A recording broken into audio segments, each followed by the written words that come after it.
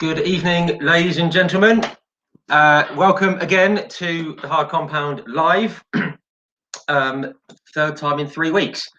For those of you who don't know, I'm Rich. I run the Hard Compound page, and we do motorsport media and promotions and news and articles and all that kind of stuff.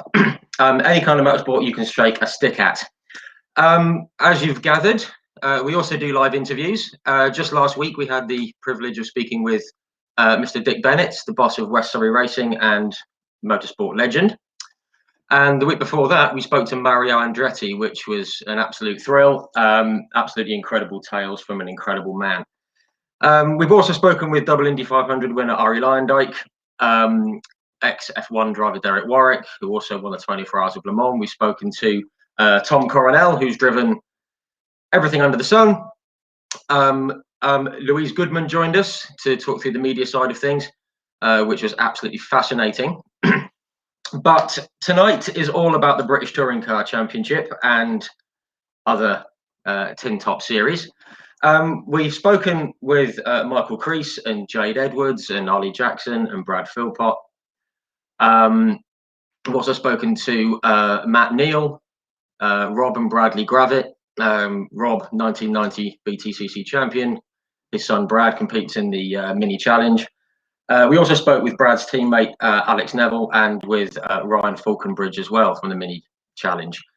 All of those interviews are on our Facebook, Twitter and YouTube channels. That's facebook.com/The Hard Compound, Twitter @The Hard Compound, and YouTube, you guessed it, The Hard Compound, 3 words. And they're all on there to sit back and enjoy. But tonight we have a proper British touring car legend and legend of British motorsport in general. As you can tell from my face, I'm very much looking forward to this one. This is going to be a lot of fun. Yeah, grab a drink, sit back and enjoy, as I am going to bring in the one and only Mr. John Cleland. John, good evening. How are you? I'm good, Rich. Thank you. I'm very pleased to be here. It's quite. This should be quite interesting, I'm sure. Don't embarrass me with some really too difficult questions, but I'm pretty open to anything you want to ask me. All good up from Scotland. No, we'll certainly try and keep the embarrassing questions to a minimum, although it does depend on what people type in the comments over there. So yeah, so those of you, yes, we can see there's quite a few of you who have joined in already. Good evening. I can see Paul Ablett, Mark Wagstaff, Thomas Day, Oliver Taylor, Gareth Fells, Nathan Billing, lots of people tuning in. Thank you very much. If you have any questions, do put them in the comments, and we'll do our best to pick the most friendly ones up. Someone's just said Sam Wallbank. He's just said 1992 straight in. Sam, we're going to come to that. Don't worry, Sam, that's going to happen. So right, firstly, John, how is everything going? Obviously, it's been a rough year or so for us all. How's it all been going? Yeah, last year, 2020, was the first year I got a race license. The first race license was 1971, and that is the first time in 50 years that I have never sat in a race car and done at least one event for the last 50 years. So it's had a huge impact on me, and I will remember that forever and ever.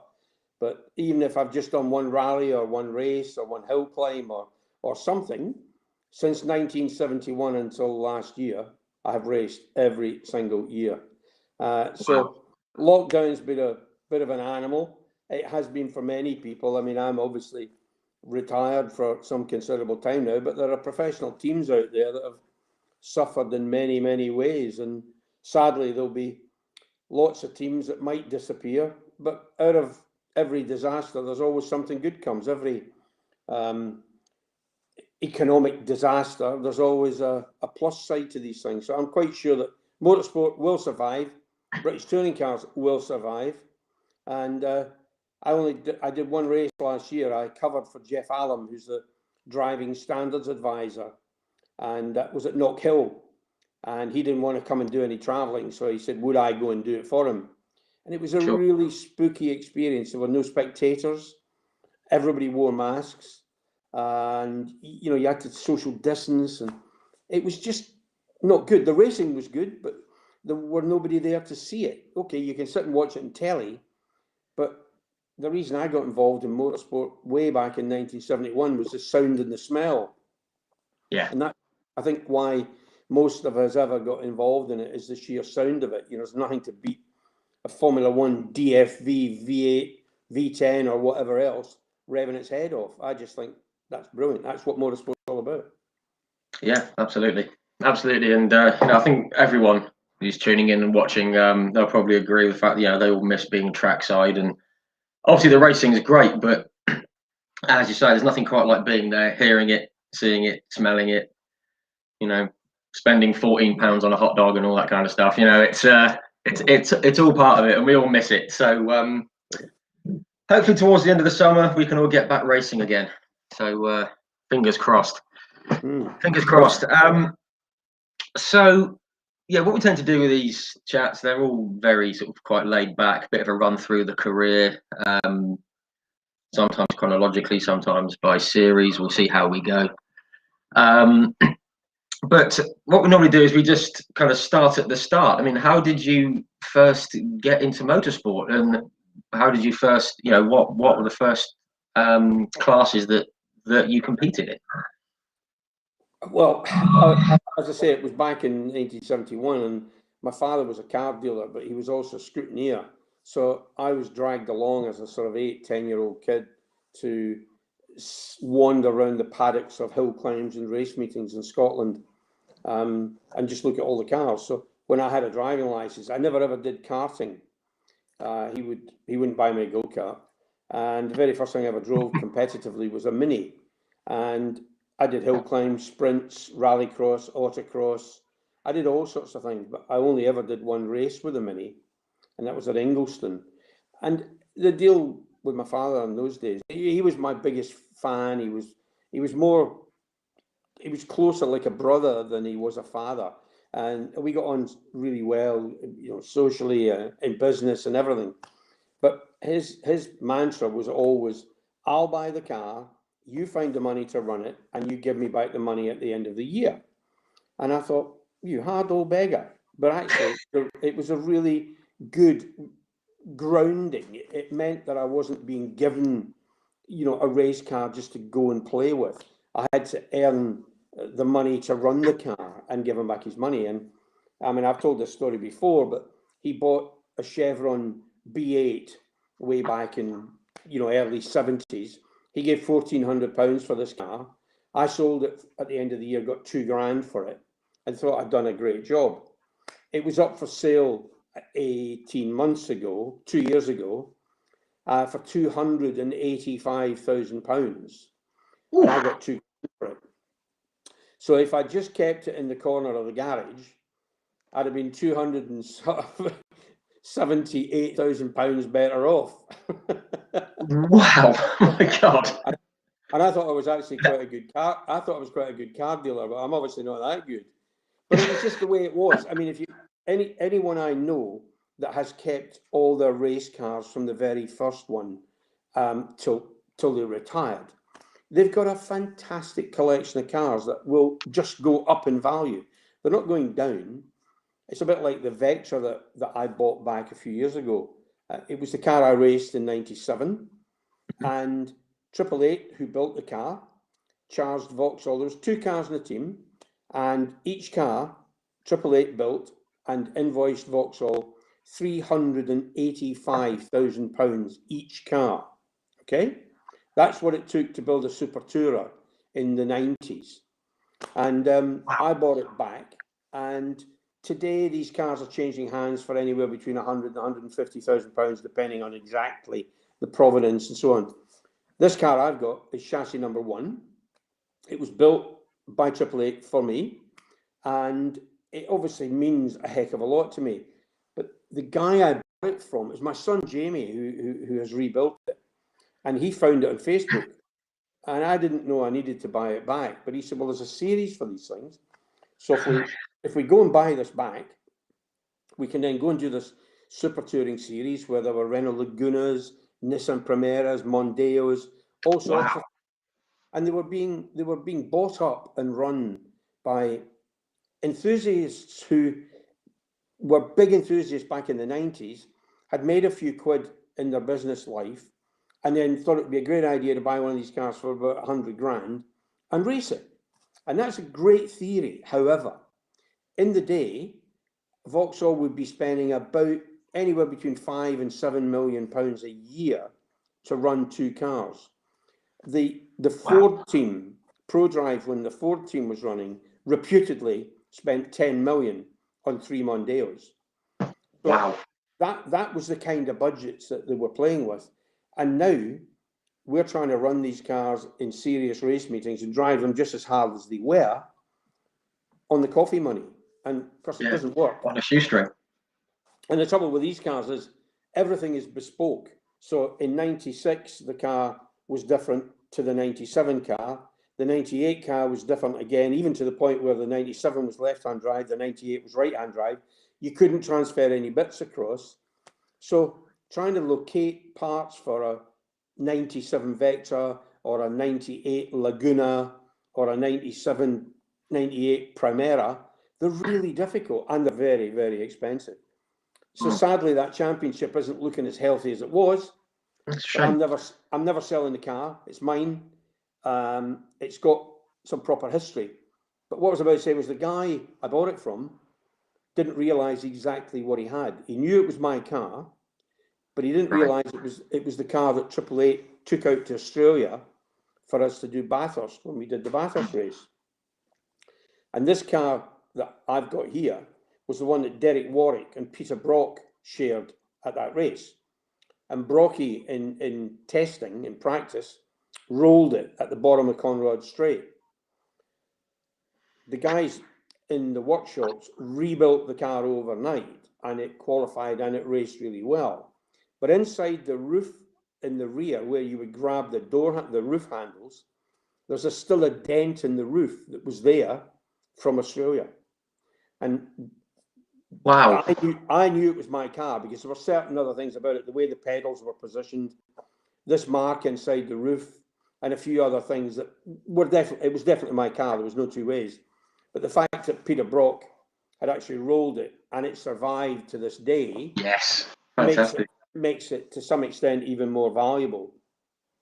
Yeah, absolutely, that's fantastic. I did see someone actually mentioning about Bathurst and Peter Brock, and we're going to come to that very shortly. I want to get on to obviously we'll talk about the current BTCC and the finances and the Super Tours and all that. We'll come on to that shortly. Saying that obviously you started in hill climbing and the sprints and the rallying. I saw a couple of comments pop up. Graham Cuthbert and Andrew Cavender. Welcome, gents. They both asked about your rallying exploits and your rallying experience. We just touch on that. Yep. No, that was a great year. In 1976, I was a Mitsubishi dealer. In those days, they were called Colt, and I drove a Colt Lancer, and I did the Scottish Rally Championship. And at the same time, the late Andrew Cowan, who had a great Mitsubishi contact, ran a Mitsubishi Works Lancer in the Scottish Championship, and I ran my little production 1600 thing that actually wasn't very quick at all. But I did 10 rallies and I finished 10 rallies, but I knocked more trees down than the Forestry Commission did. It was it was really good. I thoroughly enjoyed the season.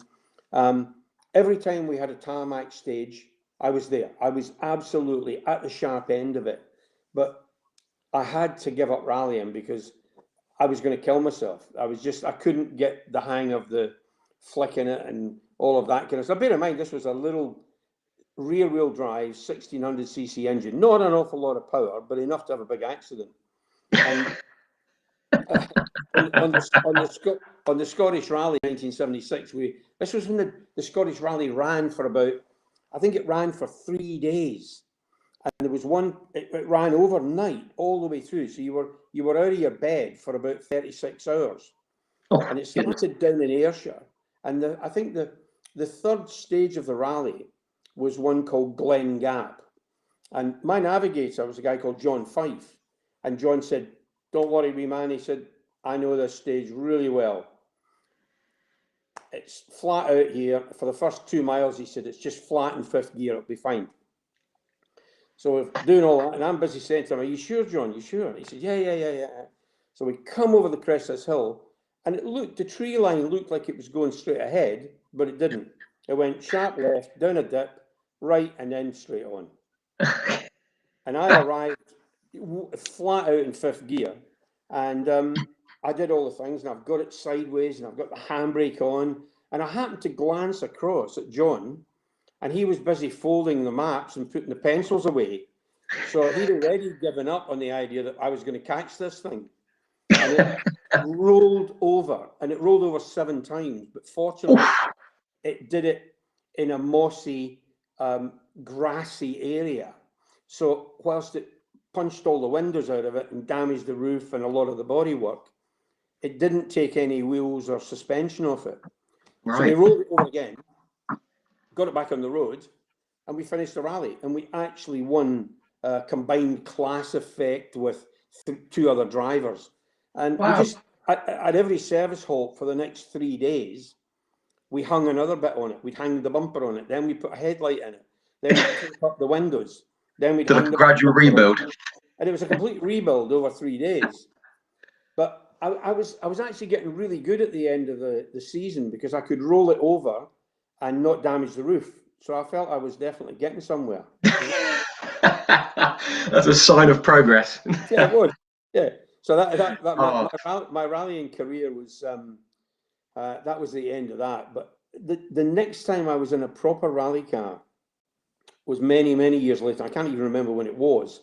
I think it might have been 95, and I was asked by Michel Mouton to do the Race of Champions at Gran Canaria, and I went out there. I was to do the there was a sort of a race between myself and it was meant to be Wayne Gardner, and Wayne Gardner couldn't make it for some passport visa reason, and I ended up against Harry Toivonen, the late Henry Toivonen's brother, who's actually a pretty fair peddler as well, and a really funny guy.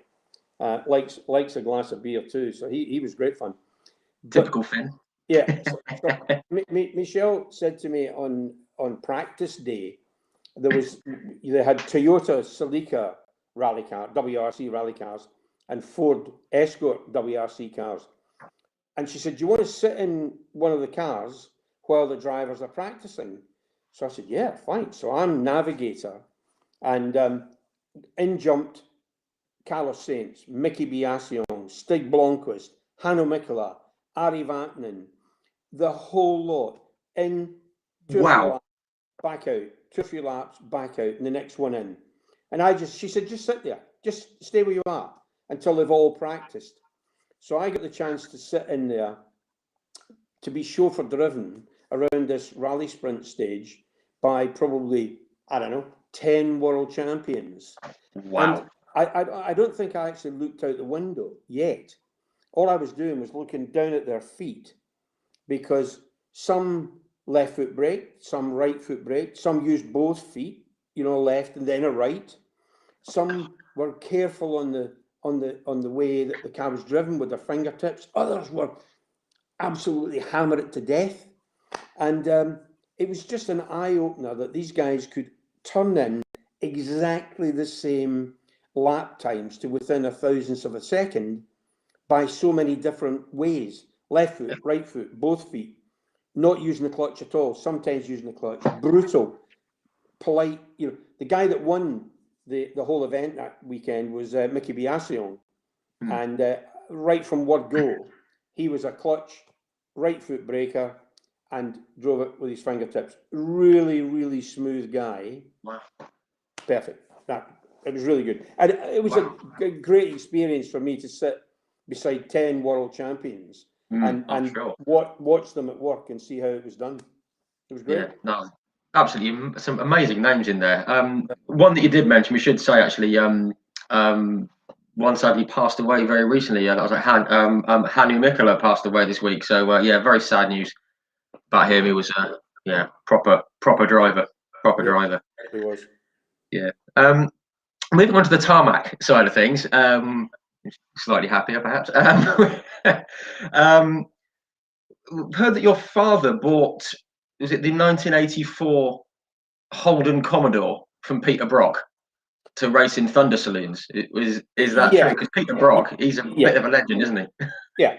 Well, firstly, Peter Brock sadly is no longer with us, and Brock was an absolute legend in motorsport globally. Absolutely. But in Australia, he's an absolute god. He's the Messiah, isn't he? He's the man. Absolutely. I mean, he's been dead a number of years, sadly, but I still speak to his wife, Bev, now and again, and I keep in touch with the Australians for reasons which we'll come on to. But the reason my father got involved in it is I have a younger brother who lives in Australia, and my father went to visit him. But my father was, one of his other roles was that he was part of the committee on General Motors Dealer Sport, which was the body that looked after the racing and the rallying side of General Motors, whether it be Vauxhall or Opel. And for instance, every Vauxhall Opel that was sold to a customer in the UK, I think the dealers paid £5 a car on each invoice, which went into this fund to support motorsport. Right. So that's how the General Motors Dealer Sport thing operated. And my father was commissioned to buy this vehicle from Peter Brock because it was a 5-litre. It looked like a Vauxhall Senator, and if it was brought across the UK, it would be capable of taking on and winning the British Thunder Saloon Series, which was quite a big thing at the time. And because Vauxhall didn't have any of the product range capable of getting involved in the British Saloon Car Championship, British Touring Cars, as it maybe was about to be called, this seemed like a good way for them to go circuit racing whilst they were going rallying with, I don't know, Astras and Opel Mantas and things like that. So my father was responsible for bringing this car over. And I remember it arriving at Mallory Park for us to test it for the very first time. And it was in the 05, which was Brock's number. And the 05 connection was that is the milligrams of alcohol and blood level in Australia, at which anything above that, you go to jail. So that was the reason that was Brock's number. So it came with Marlborough colours, so that day glow orange and white, and 05 on it. And it was a great car. We won the championship. And had we thought hard about it, one of us should have bought the car and kept it, because it's been restored and taken back to Australia. And there's a great argument about whether there was two cars. One was the Brock car and one was a John Harvey car. They were identical, and there was confusion about what was Brock's and what was Harvey's. And the car that's in the Bathurst Museum, we think might be the car that we had in the UK here, which would then mean that it would actually be the Brock car, which would have made it, invaluable, just completely priceless. Because anything to do with Brock, that would be the way it was. It's gold dust, isn't it? Yeah. Yeah. But that's where that connection came from. Ah, okay, fantastic. Right, yeah, I was sort of knew there was a link, and I sort of read about it and all that kind of stuff. But no, that's brilliant, and I just love the 05 and the reasoning behind that. Yeah, such an Aussie way to pick a number, isn't it? Yeah, that's exactly why. Yeah, that was it. Yeah, brilliant. Oliver Taylor's just commented. He says, "Oh, I'm so happy I got to see Thunder Saloons in person. What a series that was! Yeah, here, great fun." It was. We touched on Bathurst. Obviously, we're going to get to BTCC very shortly. Obviously, you went to Bathurst in 93, 95, and then all the way through. Was it on your debut that you drove alongside Peter Brock? Because that's a hell of a start, isn't it? Well, yeah, and it was a hell of a start, because Alan Gow, the guy who runs and has run the British Touring Car Championship to the success story that it is today, Alan was Peter Brock's manager in Australia. And when he came to the UK, he worked for Andy Rouse, before he took on the running of the British Touring Car Championship. And I got on really well with Alan Gow. I would class him as a good mate. Not everybody gets on with him. He's a fairly abrupt Australian, but I'm a fairly abrupt Scotsman. So the two of us actually get on reasonably well. And he lined the drive up for me to share with Brock. And I was to leave Oulton Park, a race in, I think it was about Easter weekend. And I was to fly straight from Oulton Park to Sydney, picked up at Sydney, taken up to Bathurst, where there was a press day prior to the October race. And this was when all the press and the teams all showed their drivers off and the cars and so on. It doesn't happen any longer, but it did in those days. So I fly all the way out there with a view that I've got to see the track and I've got to understand the team and get to meet Brock and everything about it. Now, bear in mind, this was 1993. So I fly out there. I'm introduced to everybody. Brock gets in and he starts to take the press and some special customers run about. He then, clever bloke, he then pulls in, he says, right, it's your turn now, John. So I'm busy getting myself comfortable, pull the crash helmet on, and it rained like you have never seen rain coming down. Of course it did. I am about to go out on the most awesome track in the world, probably bar none, in the rain, in a car I've just sat in. So I'm thinking, what could go wrong? What could possibly go wrong here? Anyway, nothing went wrong.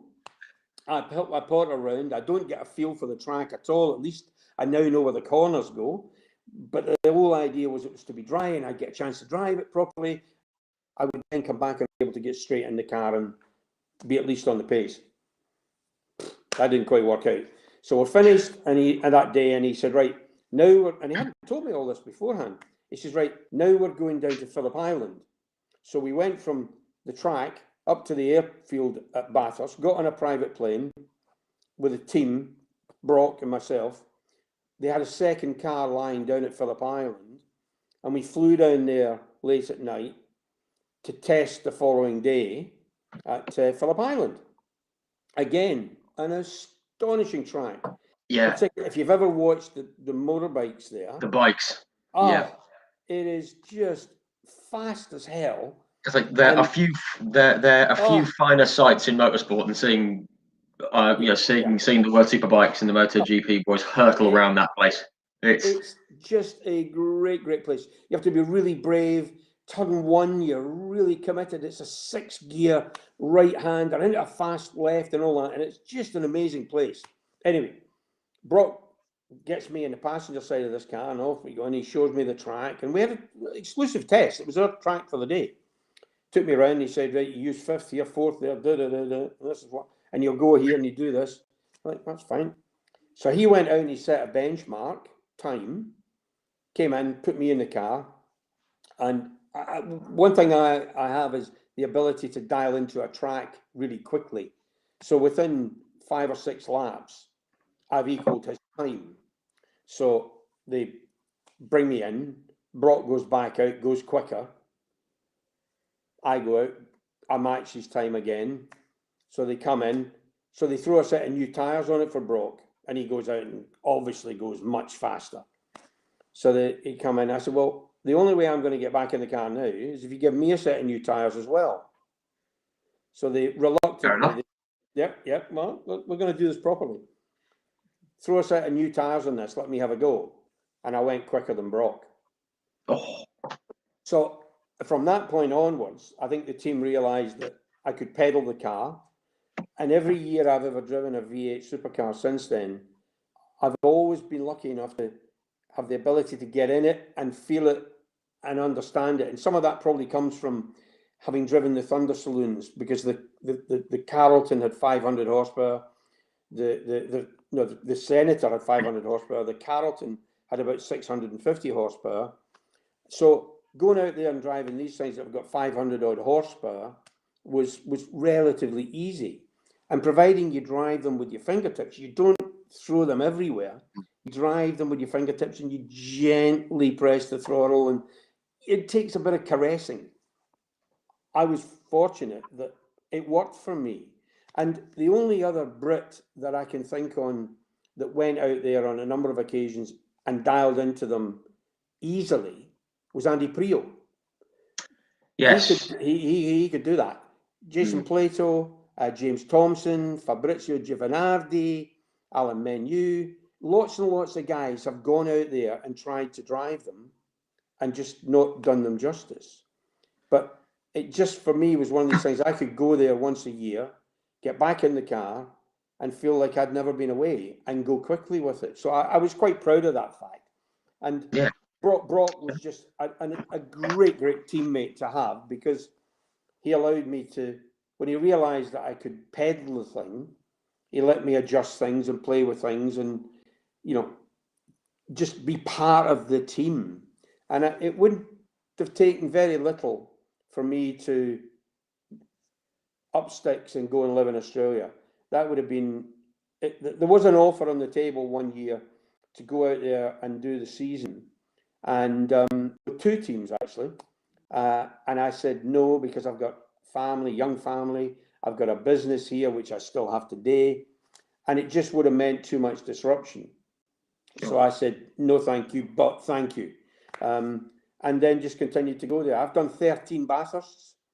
I stood on the podium. I was second one year with Brad Jones in the Falcon, and out of the 13 races, I've been in the top 10 7 times. So I think I know my way around Bathurst, and I can pedal. So that was great. And if there's a circuit, you know, because there's a lot of one-off drives even today, you know, in the Bathurst 1000, you know, guys who come in from other series for a race and give it a go and end up, you know, sticking it in the side of the mountain or something. But you know, to get in the, you know, yeah, throwing it in the wall is very easy at Bathurst. I mean, I've done that in qualifying for one of the teams I drove for there. I remember getting in the car. It was a privateer effort, and I remember getting in the car for the first time, and I out the pits, and I'm going up Mountain Straight, and I'm pulling the seat belts tight, and I go into turn 2, and I thought, well, steering's heavy. And I radioed back and I said, guys, I'll come in this lap. I think the power steering belt's fallen off. And they didn't understand what I'd said. And I said, no, I think the power steering belt's fallen off. So I get back in the pits and they open the door, and I said, the power steering's not working. He said, it doesn't have power steering on it. I said, you've brought me 10,000 miles to do a 6.5 hour, 1,000-kilometer race in a car that's got no power steering. Are you mad? And at the end of the race, I had actually to take my ring off before the race, because I found I was getting, it was destroying the palms of my hand hanging onto this thing without power steering. So you could say I was a bit of a wimp, but I don't see the benefit to not having power steering on a 1,000-kilometer race. Around Bathurst. I mean, just exactly. Yeah. Anyway, I screwed up in qualifying. I thought on the qualifying on brand new rubber, I had enough grip, and I'm going up through the Forest Elbow, up the hill, and the slight right followed by a left. I thought I could take flat. Anyway, I discovered I couldn't take it flat, and at that moment I ran out of skill and biffed the wall. So it biffed the wall on the left and shot straight across to the right. So I parked it on the right, clambered out, got up on the grass verge, and there's a big metal, 12-foot high metal fence to keep the spectators back, because they can be a bit wild up there. I heard that, yeah. They eat their young up there. I mean, it's quite a wild place. So this I'm busy sort of taking my crash helmet off to view the damage a bit better, waiting for the medical car to come and collect me. So I pulled my crash helmet off, take my balaclava off, and a guy behind the fence shouts across, geez, mate, I'd have kept your helmet on if I was that ugly. So he's got a plaster cast on his arm. And I said, what happened to your arm, son? Did you break it picking your nose? So that was it. He's on one side of the barrier. I'm on the other side of the barrier, having a verbal fight with each other.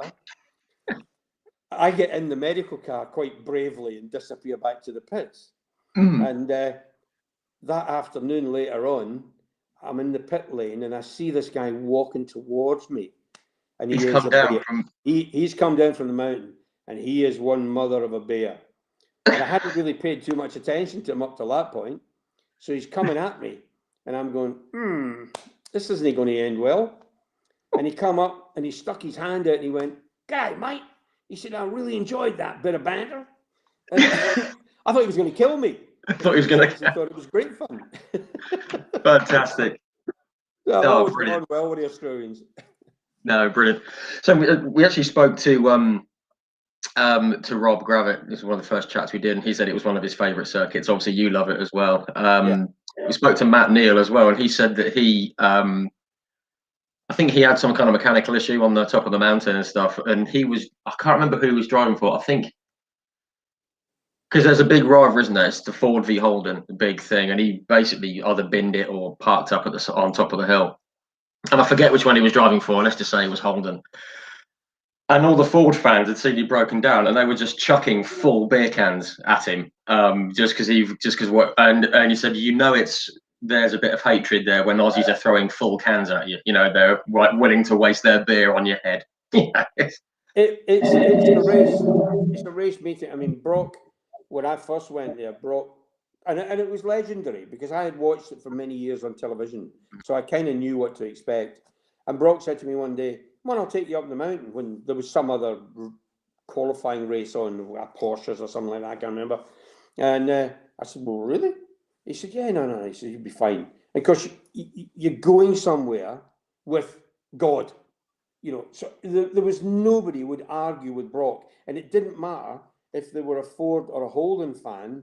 Brock was God, and we could go anywhere, and he was mobbed all the time.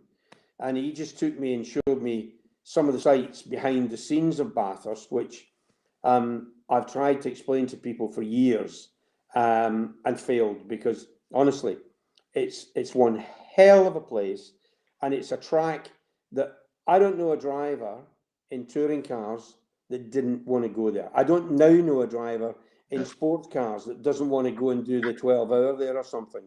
Yeah, I think everyone I've spoken to wants to go. Absolutely. I want to go just to watch.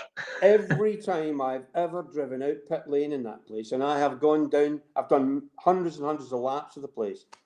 Every time I down pit lane, you pull the belts tight, you make sure the radio's in, and you drive up Mountain Straight, you just smile. You just smile. It's a track that just is fantastic. Great. Brilliant. Love it. Also, just touching on Rob Gravett again, he said it was in his RS 500 once, he was going down the Conrod Straight at 179 miles an hour in a 40 era. I mean, it's just bonkers, isn't it? There's just no need for that. Well, the Commodores would do 298 kilometers an hour. The Falcons, it doesn't matter, Falcon or Commodore, they'd be doing, just as you get down the Conrod, it's a fairly long straight from Forest Elbow down the Conrod, and there's a kink in the middle just as you get to the Chase, and that's absolutely flat chat.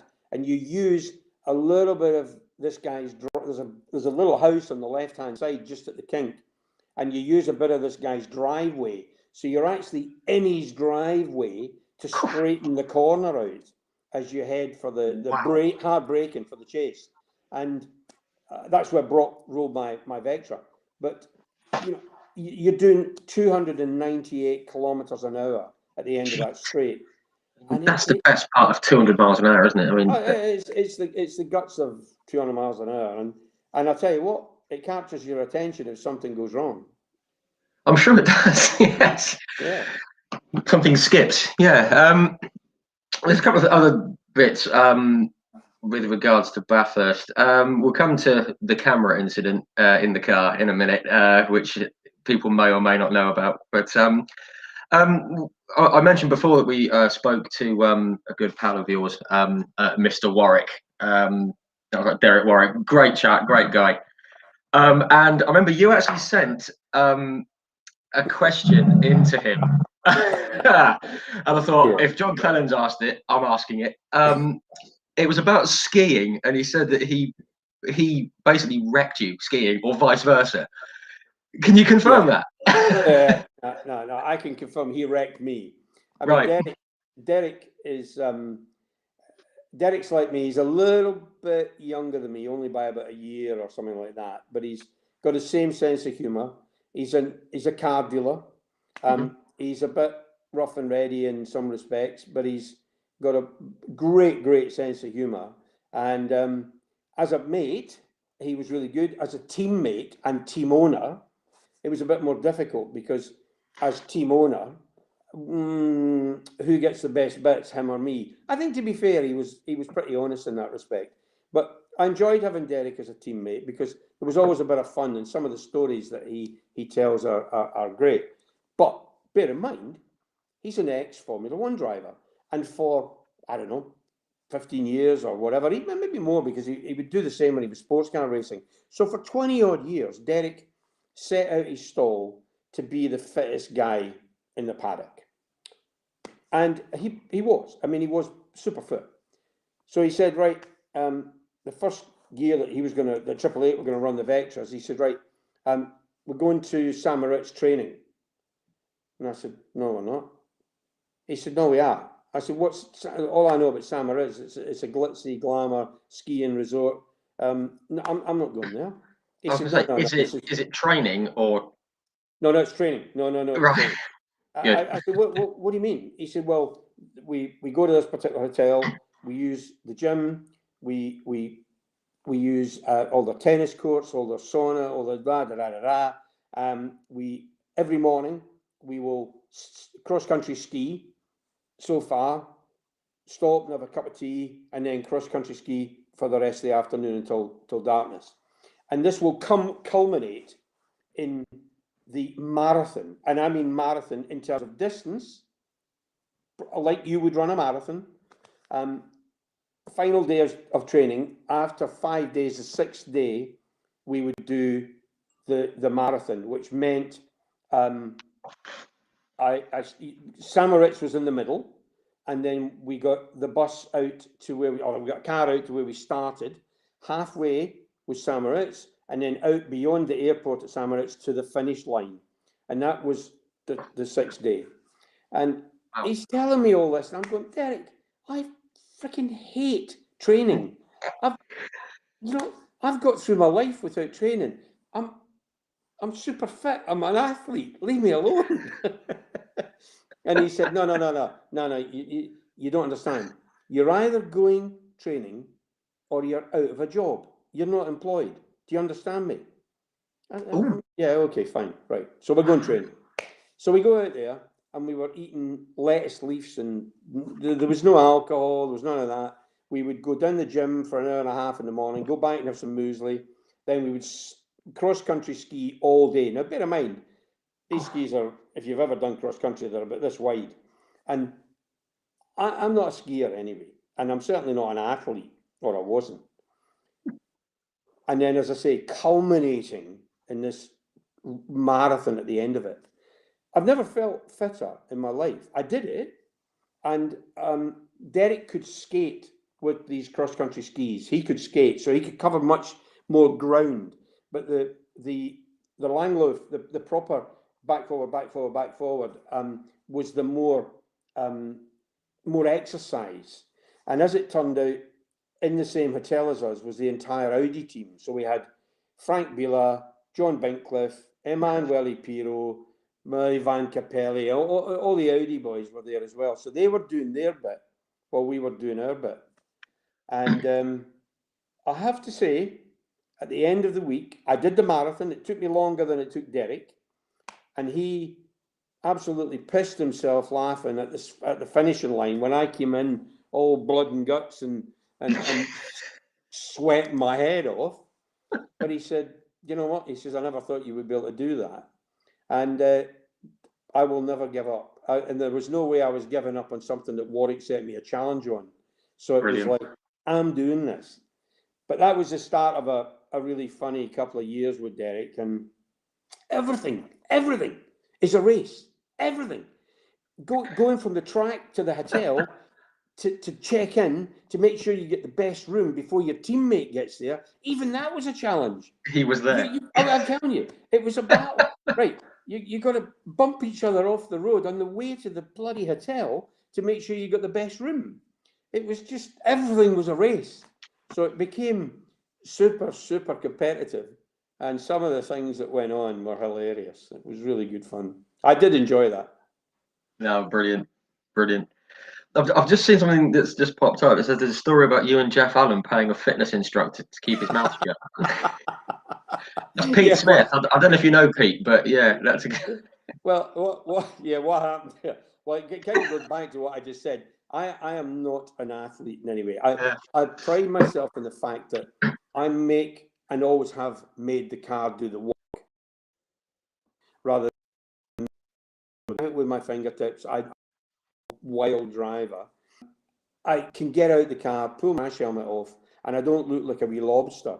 Whilst I'm in the car, I have the ability to be able to figure out what's going on right about me. So I'm not crisis managing an accident all the time. I can figure out who's where I am in the grand scheme of things, and how many points this will be worth to me, and what do I need to do? Who am I stronger than there and there? And so I kind of okay with that, and I'm good at that. But I'd never ever pretend to be an athlete at all. Jeff Allen, my teammate, again, was a fabulous teammate. Jeff was my first proper teammate, and again, same age, 2 car dealers. We liked a glass of wine. We like a curry. We like a good laugh, and we talk once a week, even now. And Jeff hasn't been my teammate for, God, I can't remember how many years, but every single week, Jeff and I will talk once a week, because we're good mates. We just talk about the car trade, we talk about what's going on in British touring cars, and so on and so forth. So Vauxhall decided that in 1990, 3, 4, I can't remember what it was, that Jeff and I would benefit from having a fitness instructor, because a lot of the other teams had fitness instructors. Bear in mind, this was at the point when the British Touring Car Championship was rising in its credibility, and more international drivers were coming on board. And we're talking about 20 drivers being paid big sums of money to drive touring cars, and in fact that was more than Formula One drivers that were getting paid at the time. There was more of us getting paid than Formula One drivers getting paid. So it was only up, and some of the teams had fitness gurus, some of them had masseuse and mind gurus, and that's the one thing neither myself or Jeff or Derek Warwick, for that matter, needed, was a mind guru. We're all pretty strong in the head anyway. But they said, no, you're having a trainer. And this was a guy who, Tim Exeter, I remember his name now, Tim Exeter, lovely lad. And he, I think, was the trainer for Coventry City Football Club. So Jeff played a lot of squash, and I'm actually not unfit, and I might be a little bit overweight in those days, but not much. And my cardiovascular was good, so I'm okay. So he took us down to his place and tested us out. And he said, yeah, actually, you pair are not so bad. He said, what I want you to do is, and he gave us a regime of exercises we had to do, stretches and all of that before we got in the car. Drink this solution to rehydrate your body. And I get all that. I get all that. And eat pastas for lunch and do the usual kind of stuff. And we said, and he said, I'll check in with you once a week. And I said to him, how much are Vauxhall paying you for this? And he said, I can't tell you that. He said, why do you want to know that? I said, well, I've got a deal for you. He said, what do you mean? I said, just tell me how much they're paying you for the season. So he told me. And I looked at Jeff and I said, right, I'll tell you what we'll do. We'll eat the food, we'll drink the juice, we'll do the stretches in front of the team, but leave us alone to have a wee curry now and again and a wee glass of wine. We'll tell Vauxhall we're doing this with you. You keep sending them the bills, and at the end of the year, we'll see how it goes. So he said, no, I can't do that. I said, listen, trust me, we'll do it. So we did. And the season went on like that. We did all the stretches. we ate the pasta in front of everybody. On a Friday night or a Saturday night, we might have had a curry and a half glass of wine just to sort of keep us sane. And the first race meeting, I think, was Thruxton. Jeff and I were first and second. The second meeting was, I think, Snetterton. We were first and second again. And my boss at Vauxhall said, you see, if we'd had this trainer a couple of years ago, can you just see how good you guys would have been? And the truth of the matter was, we'd done nothing with the trainer. All he was doing was sending them invoices, and we were doing our own thing. He sent them enough invoices that he bought himself a yellow, bright yellow Triumph 1000cc motorbike on the money.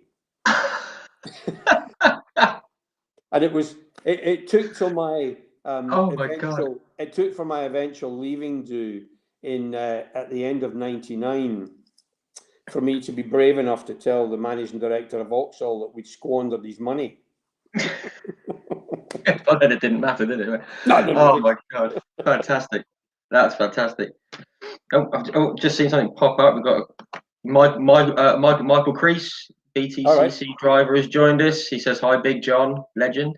There we are. Creasy's here. Evening, Creasy. That's brilliant. That's excellent. Guy, there's so many comments and questions coming in about the BTCC. We will get to them, guys. Don't worry, we will get to them. There is just one thing I want to touch on was the camera and the prop shaft incident at Bathurst, which I think one of the guys actually knew what we were alluding to there. Martin Laird, who commented the camera and prop shaft moment. This is brilliant. Can you just walk us through this one? Is this why you don't ever have to buy beer when you're in Australia? Correct. I mean, again, it was a Brock story. We're in the Mobil 1 Brock car. It's we had live Channel 7 television in the car. There was a camera in the footwell looking up at me, one on the dash looking back, one on the roll bar that could pan run about, controlled by the helicopter remote control. And we were wired for sound in the car, in the crash helmets, that we didn't have to touch a button to talk to the camera people. As soon as we spoke, it went straight to the team and went to Channel 7. Now, anyone that knows Bathurst knows that it is a live TV programme throughout Australia from 7 o'clock in the morning till 7 o'clock in the evening. They do the pre-race, they do the after-race. It is on lifetime television throughout. Now, they reckon that nearly everybody in Australia watches it during the day at some point. It was bloody huge. Now, it might be different nowadays, but back in the 90s when Dick Johnson, Peter Brock, Johnny Bow, guys like that, real big names were in it. It was monstrous in television. So anyway, the race starts, Brock starts the race. You're about an hour and a half into the race for a driver change. You would come in, you'd throw tyres on it, you'd throw fuel in it, and then maybe every second or third stop, you'd throw brake pads at it. Anyway, anybody that's done any long distance racing knows that the guy that's about to get in grabs the headset 3 or 4 laps before the other one is due to come in. Just check with him. Peter, how is the car? Yep, no, everything's good. Yeah, all good. Brakes are fine. Yep, everything's great. What's the track like? Any oil? Is there anything we should watch for? No, all good, all good. Yeah, no, everything's good. Do you want us to do anything when you come in? No, fine, great, wonderful, bang on. So I get the helmet on, get organised, climb in the car, and off I go. So I'm going up Mountain Straight, and I'm pulling the belts tight again, and I get up to a bit of speed. You know, before you get to turn 2, you're probably doing 150 mile an hour. And then it's up round the twisty bits on the top of the mountain. So I said, I'm on the radio saying, guys, there's a bad vibration off the car. It's either a wheel bearing, but Brock said there was nothing wrong with the car. So I suspect it might be a bad tyre. Maybe we've got a bad tyre in the set that you've just put on. So I'm over the top of the mountain, and they said, yeah, just give it another, half a lap and see what you think before you come in. So what I didn't know was that Channel 7 producer had heard me say, we got a problem, guys. There's something not right in the car here. And they'd said, the Cleland Brock car's got a problem. Let's go live inside the car and we'll see if we can figure out what it is that's wrong. So I'm down into Forest Elbow, grab a couple of gears, down into second gear, and then I give it a bootful out of there, down the Conrod, and this is getting quite bad. It's getting a real bad, harsh vibration through the car, and I'm chucking gears at this thing, and I get it up to 6th gear, about 150, 60 miles an hour, and then bang! The rear tail shaft of the prop shaft broke and came through the floor like a big black bloody snake. Tried to take my legs off. Crikey. So this thing has come through the floor, and I've killed the engine, dropped the clutch to stop the engine turning, to stop the prop shaft trying to kill me. So there's shrapnel and rubber and metal and everything flying about inside the car. And as soon as it went back, I said, "Oh, gracious me, I wonder what that was." Those exact words. What I actually said was, "What the was that?" And it was the F word. So I get this thing, and I've got no idea that Channel 7 have gone live in the car. So I've killed all the speed. But bear in mind, I'm doing 160 miles an hour. I've got enough speed to get it down. And I thought, if I can get it in the pit lane and block the pit lane, if I can't get any further, they'll have to come and push me. So I could then accept outside assistance. We were the first pit. So I thought if I could get enough, it wouldn't be far to push it. Anyway, I had enough speed to get it all the way in. So after I've managed to stop this snake trying to drag my legs off, I'm on the radio for the rest of the in-lap, coasting in, saying, "Guys, the prop shaft broke in a rear mount or rear something, the bearing, and it's ripped a hole in the floor big enough for me to climb out through. I think the day's done." So I coast in, and they'd obviously been talking among themselves in the pit lane. And as I'm coasting in, I'm just about to undo the seatbelts, and the voice came back into my crash helmet and said, "John, don't get out of the car, we'll fix it." And I'm looking down at this hole in the floor thinking, "You're going to fix it? How? I could climb out through here at the minute. There's such a big hole." Anyway, I said, "Fine, I'll sit still." So I sat still, and I'm just having a think about it, and I'm having a drink on the juice bottle. And then the next thing I hear in my crash helmet again was this sound saying, "John, this is the producer at Channel 7. Can we have a word with you? Only this time, don't swear." So, of course, in the heat of the moment, I had no idea that I'd sworn. I had no idea that I'd used the quaint Scottish F word. And it went live all over Australia. So I'd figured out that's what I'd done. And I said to the producer, "Well, good afternoon, ladies and gentlemen. I'm really sorry for a little Gaelic word that I might have used there just when things were getting a bit heated in here." I said it was all just a bit too much excitement for me, so I apologise for that. That'll not happen again, but this is what's happened, and so on and so forth. And the boys think they can get the car ready, and the great news is that Brock will be back in the car later on, so just keep following it. It'll be fine.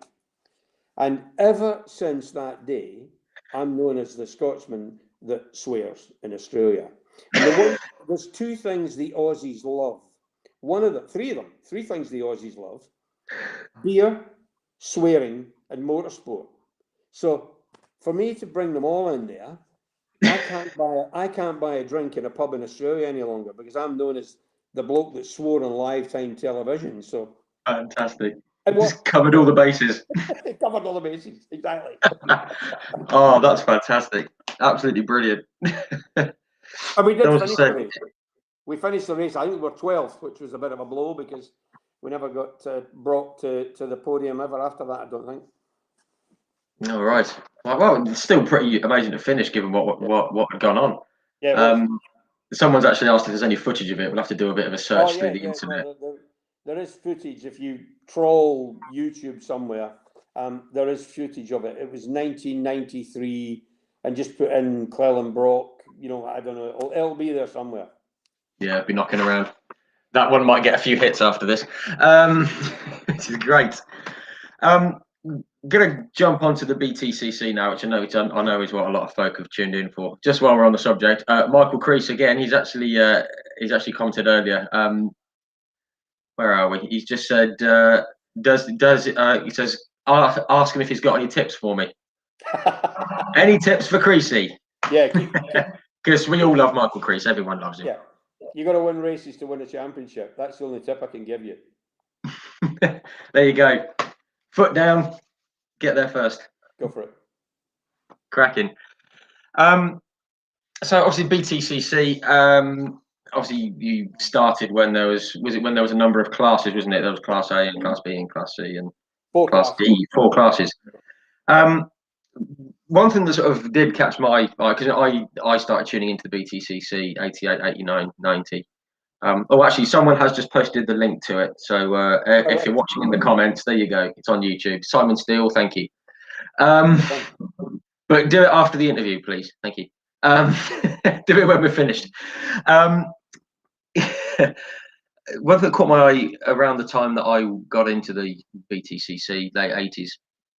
Obviously, the grid in 1989. It was the first full season that I tuned into, and there was obviously there was yourself, Andy Rouse, Rob Gravitt, Frank Sittner, Tim Harvey, Tiff Niddell, Johnny Dumfries, Wyn Percy. I mean, some big old names there in that 89 season. That was, and Louise Aitken Walker as well. One of the few ladies who were in the who have been in the BTCC. Obviously, we've got some more coming in the shape of Jade Edwards this year, which is fantastic. You were running. Was it the I can't remember. Was it the Vauxhall Astra that you ran first? Yeah, it was a 2-litre Astra, and I'd basically pounded Vauxhall senseless when we were running the Carlton Thunder Saloon. And watching the regulations for British touring cars, I knew that at that stage the Astra was launched, had a 2-litre engine. They were running the Astra in the World Rally Championship. They'd run an Astra, what they call the 4S, which was a 4-wheel drive, X-Rack box. So they had all the technology there. And basically what we did was we took a lot of the rally, the bones of the rally car, which was the gearbox and the engine, tweaked the power a bit more. They had to last longer in rallies than we did in races. And we got Mike Pilbeam involved. Dave Cook Racing up in North Yorkshire produced the car, and then produced the first couple of careers as well. And without Dave Cook, there would have been no Vauxhall in British Touring Car Championship. He did a great job. We got Mike Pilbeam organised with the suspension for the car. And I think we had, I can't remember, let's just say there were 14 races, and I think I won 13 of them. I won the championship, but I think the highest I'd ever been was maybe 10th in a race, something like that.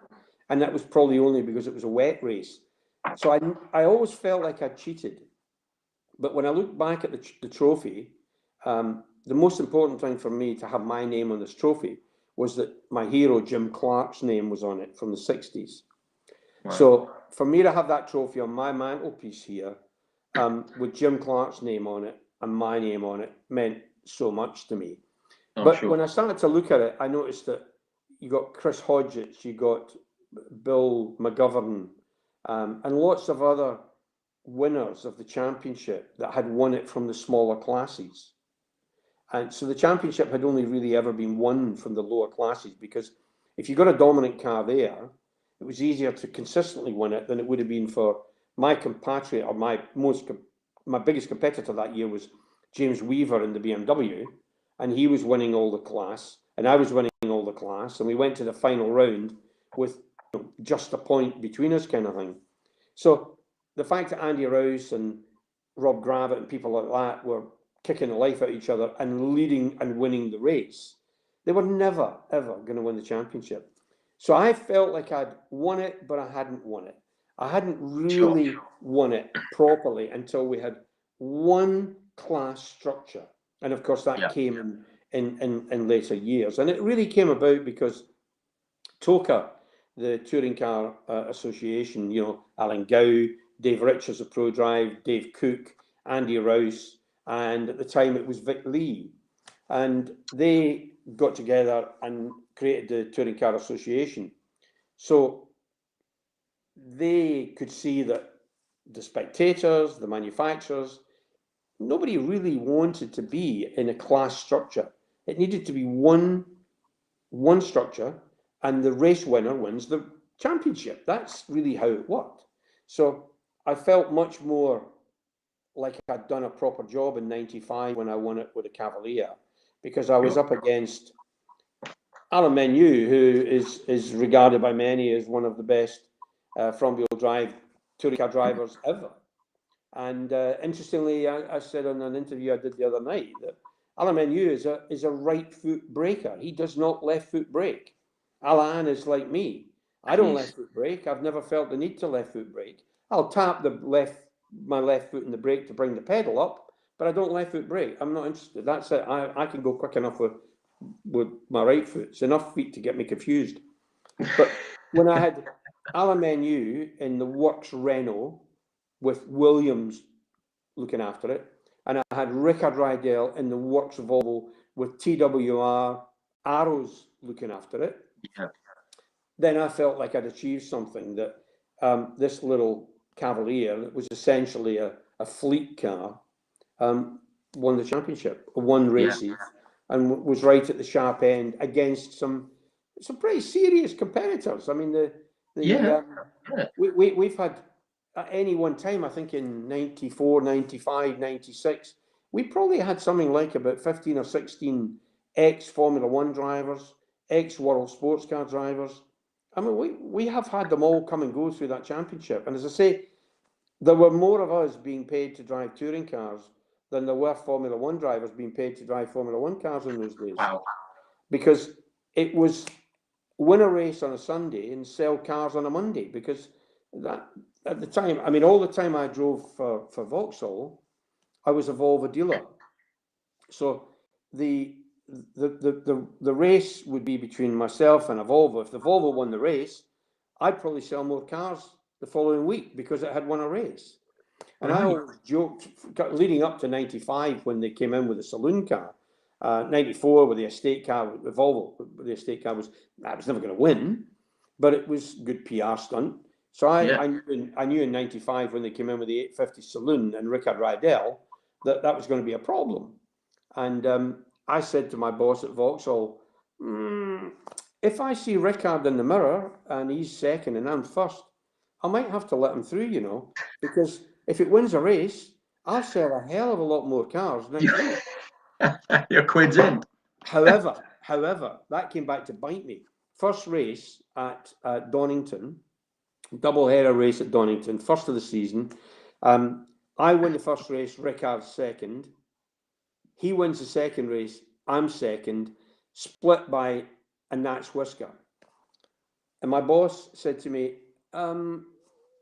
you let that Volvo win that race. I said, I didn't let it win the race. He said, well, you've always said you would. I said, no, I didn't. So I went in my race suit pocket and I brought out a betting slip, because at the time Ladbrokes they would do betting at the racetracks. And I had put money on myself, I got somebody else to do it, put money on myself to win both races and take fastest lap in both races. And I'd have got 40 grand. That was what I was on to win had I won that second race. And I showed my boss this ticket and I said, you think for 40 grand I was going to let that Volvo win that race? You must think I'm mental. I'm a Scotsman. 40 grand. You're not going to laugh. So it was always a joke about that. But to be fair, motorsport in that particular era, I mean, nobody had really heard of Alfa Romeos. And then, you know, Tarquini comes in, all of a sudden they start selling them. The best example of race cars, rally cars, whatever, doing for the brand the impossible is Colin McRae and a Subaru. Only farmers that want to take a bale of hay and some feed for the sheep down the field bought Subarus until Colin won world rallies with them. And then you could not build enough blue Subarus. Yeah. And that's a good example, I would say, of a manufacturer winning a race, winning a rally, and selling cars off the And bat. just exploding as a result. It just exploded. So you can see why the British Touring Car Championship became such a mine of incidents and accidents, because to win the race was super important, and the only guideline you were really given was don't take your own teammate off. And after that, you can do what the hell you want. you can crack on. Yeah, pretty much. That's why everyone loved it. That's why I loved it back then. I mean, that's for sure. Yeah, we were lucky in those days. It was, I mean, we were all paid pretty reasonable sums of money to drive cars. I mean, just to put the thing in perspective, I mean, we're talking 1995. I had on my crash helmet alone, never mind the salary I was being paid in those days, but just the stickers and sponsors I had on my helmet in 95 was worth 75 grand to me, just on that part alone. So then, wow. when you look at all the other bits, that was always the deal. I want to put on my crash helmet, whatever, that's mine. They were Vauxhall were very precious about the overalls, and you couldn't put very much on them. A BRDC sticker probably, but not much more. But that's what it was all worth in those days, and Wow. it was big bucks. It was great time, and you know, I'd have done it for nothing. I just never told my boss that. I was being paid to drive cars and have fun and just travel all over the world. We'd crate the cars up and we'd go to Kailami in South Africa to test over the winter. We'd go and do tyre testing in Estoril, Vallelunga. We were all over Europe testing tyres in those days.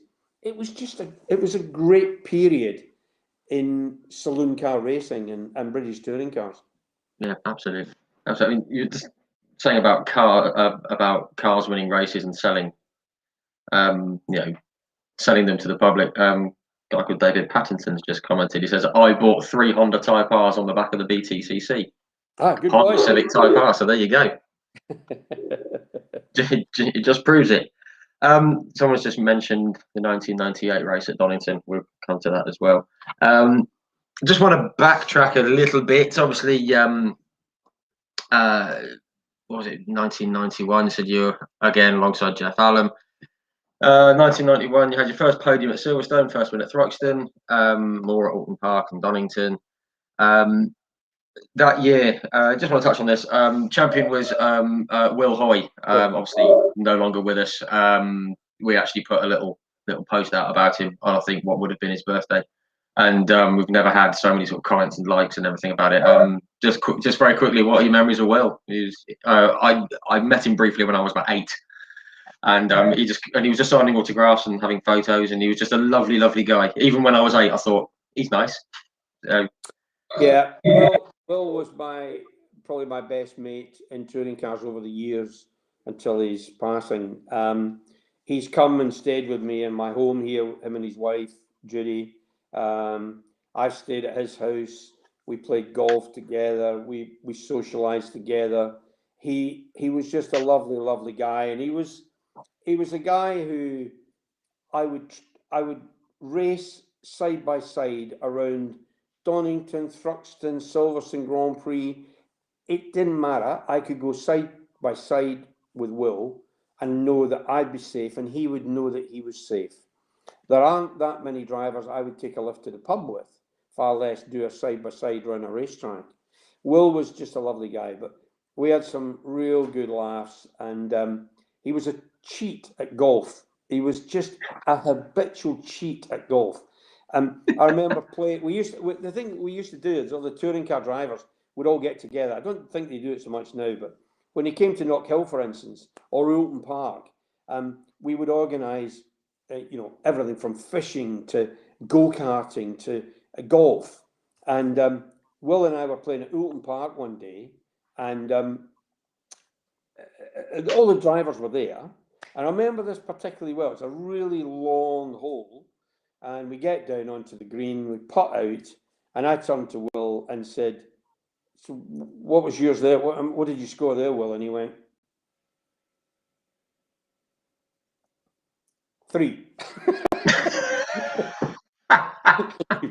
He was absolutely brilliant. He could cheat at golf like you wouldn't believe. But brilliant. Lovely guy, and he was a real loss to motorsport and to everything in general. I loved being in Will's company. He was funny. He was sharp. Just a great loss, really. Went too soon. Yeah, absolutely. Awful way to an awful way to go, and Yeah. too soon, far too soon. This brings us on. You can see my wry smile here. This brings us on to 1992. I think a lot of people want to know what happened here. Well, we all know what happened, but we'll get to that in a minute, because this is the infamous year. Obviously, we spoke previously, and you mentioned that because it was basically there was you guys in the Vauxhall, the BMWs of Tim Harvey and Steve Soper were running at the top end, and it was Will, wasn't it, in the Carina? I think they were up. Yeah, They were the strongest cars that year. Yeah. And you mentioned that there was a possible sort of link for you being at BMW that year, or Yeah. what happened there? What actually happened was in the winter of 91, Vic Lee pestered. But you got to bear in mind that when I started this in 89 and then 90 and then 91, BMW had won their part of the championship. There was nobody to fight against them until I arrived on the scene with the Vauxhall. I was all of a sudden in 1989, 1990, 1991 with Will. I was the thorn in their side. I was the constant in terms of, if it wasn't a BMW that was going to win, it was a Vauxhall, and it was a Vauxhall being driven by me. Vic Lee phoned me late on in 91 and said he wanted me to drive the BMW with Steve Soper, and we'd win the championship according to him. And I knew Vic because I'd known Vic for years in a lesser level in club series racing. So I knew Vic. I had a great deal of time for Vic in the way he ran a team. What I didn't realise was that it wasn't Vic that was trying to employ me. It was a number of years later that Steve Soper told me this, that it was BMW Munich that had said to Vic, employ Cleland. He's a pain in the ass driving that Vauxhall. Get him in a BMW. It'd be easier. Now, I didn't know that. I did not know that until some 10 years after it, maybe even more than 10 years after it. Right. Had I known that, I probably would have gone with that, because Vauxhall West, I was very happy with Vauxhall, and I have no regrets about doing it. But BMW were a global player. Vauxhall were a UK manufacturer. Even the brand Opel in Europe wasn't nearly as strong. So to obviously go with BMW were in Germany as well, weren't they? So yeah, they were in DTM at the time. But that wasn't the reason. I didn't know that BMW were behind it. Otherwise, I would have said yes. The fact was, Vic asked me to go there, and I said, well, I'm not going to get fair treatment. Steve's the superstar in DTM. Will I get this fair treatment? Will I get the same as he will, or will he be BMW's man? I suspect he might be BMW's man. So listen, thanks, Vic, but I'll stick with the Vauxhall. But the thing to point out here is that Steve and I, along with Tiffany Dell, had shared a car twice in the Wilha 24-hour race about 10 years before. It was about 82 or 83. So I knew Steve and had known Steve for years anyway. So this wasn't like we just bumped into each other, effectively, so to speak. But yeah, I had known him. I had a great deal of time for him. I'd watched his career through Sierras and Rovers and things like that. So I had, and still have, a huge respect for Steve. Anyway, long story short, I said, no, Vic, thanks for that. I'll stick with a Vauxhall. So that was my mistake there. And then Harvey got the drive. So we've gone through the season. Now, bear in mind, this is 28 years ago, guys. I'm not sure quite why I've had really good races, recently and, in the last handful of years, and nobody ever says, oh, that was a great race. What happened? There's been loads of races, loads. This is the bit people remember. Everybody wants to talk about 28 years ago. Anyway. And I apologise. I do apologise. You've probably been asked this 1,000 times. That's okay. I'll tell you. So we've gone on. I'm leading the championship and have done all year, right? It's me, it's Will, and then it's Harvey. We go into the penultimate round. The BMW, the reason they got about 5 races, I think, in the middle of the year, Harvey won, because they put ABS on the BMWs, which was legal. We couldn't get ABS to work on the Vauxhall, and I was testing it. Now, this is the very last British touring car open test day ever at Donington. After I had my accident that day, Alan Gow said, "We're never having another open day. We will take British touring cars solus across every track we go to in future." What happened was we were out there with single seaters and all sorts of stuff. And I'm going down through the Craner curves in the Vauxhall, testing it was wet, testing the ABS, trying to get it to work. And a Formula Ford or a Formula 3 or something came across in front of me. And bear in mind, the touring cars were a lot quicker than them. I went to avoid him, got on the grass, and the wall at the bottom of the old hairpin at the bottom of the Craner curbs was much closer to the edge of the track in those days. Yes, I remember it being there. And I hit it head on. Inside my crash helmet here was a microphone that I'd been using to talk to Murray Walker at previous races. And as my head went, before the days of Hans device, as my head went forward, this microphone broke my sternum. And the impact against the wall broke my lower back. So I broke my back and my sternum in this incident with 3 weeks, I think it was, till no, it was about 2 weeks till the penultimate round at Donington. And had I not been reading the championship, I'd have said, right, that's enough. I'm going home. I'll finish the season lying in my bed. I went home, came back for the Donington race and got hold of the doctor that attended to me in the hospital that day. And he stuck some painkillers, Jags, in my chest and in my lower back. Fortunately, the race at Donington was wet. And I had padding inside my overalls here to stop the seatbelt pulling my chest open. So I managed to come, I can't remember, probably third or something like that in the wet race because there wasn't quite so much force on my body. That's fine. I'm still leading the championship. So it's me, Will, and Harvey. We then get to Silverstone. I'm definitely going to be there because, like I say, I've got a chance of winning. I'll put up with the pain. Again, before qualifying and race, this little doctor was giving me jabs here and in my back, and the race starts. Now, Will and Harvey and I had qualified further back on the grid. Steve had qualified further forward in the grid, and oddly enough, that always seems to happen in the final round of the British Touring Car Championship. The contenders for the outright always have a drama, and they end up further back in the pack for whatever reason. I'm not really sure why that is. Anyway, as you know, Steve Soper gets collected by a Vauxhall, not deliberately. It was the David Leslie car down at Abbey Club it was, on the first lap. And Steve thought that because it was a Vauxhall, it was Vauxhall out to push BMW off. I see. He's set off after he's got the thing sorted out, plumb last, with the view that was a Vauxhall that took him out. So he's, now it's fair game. Sleeves rolled up, let's go for it.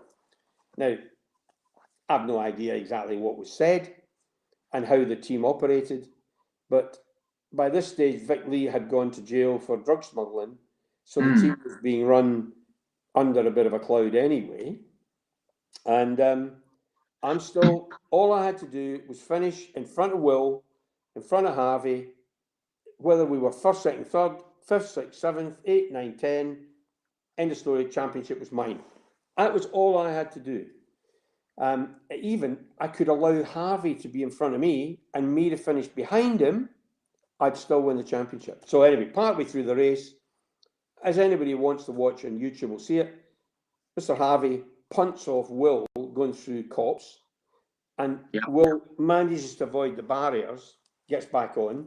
So now because he's lost pace, I've got in front, and then Steve, and then Harvey. And as we head up around the rest of the track, we get up through Abbey on the way to Bridge, coming back into Complex. Steve did the most amazing blocking move.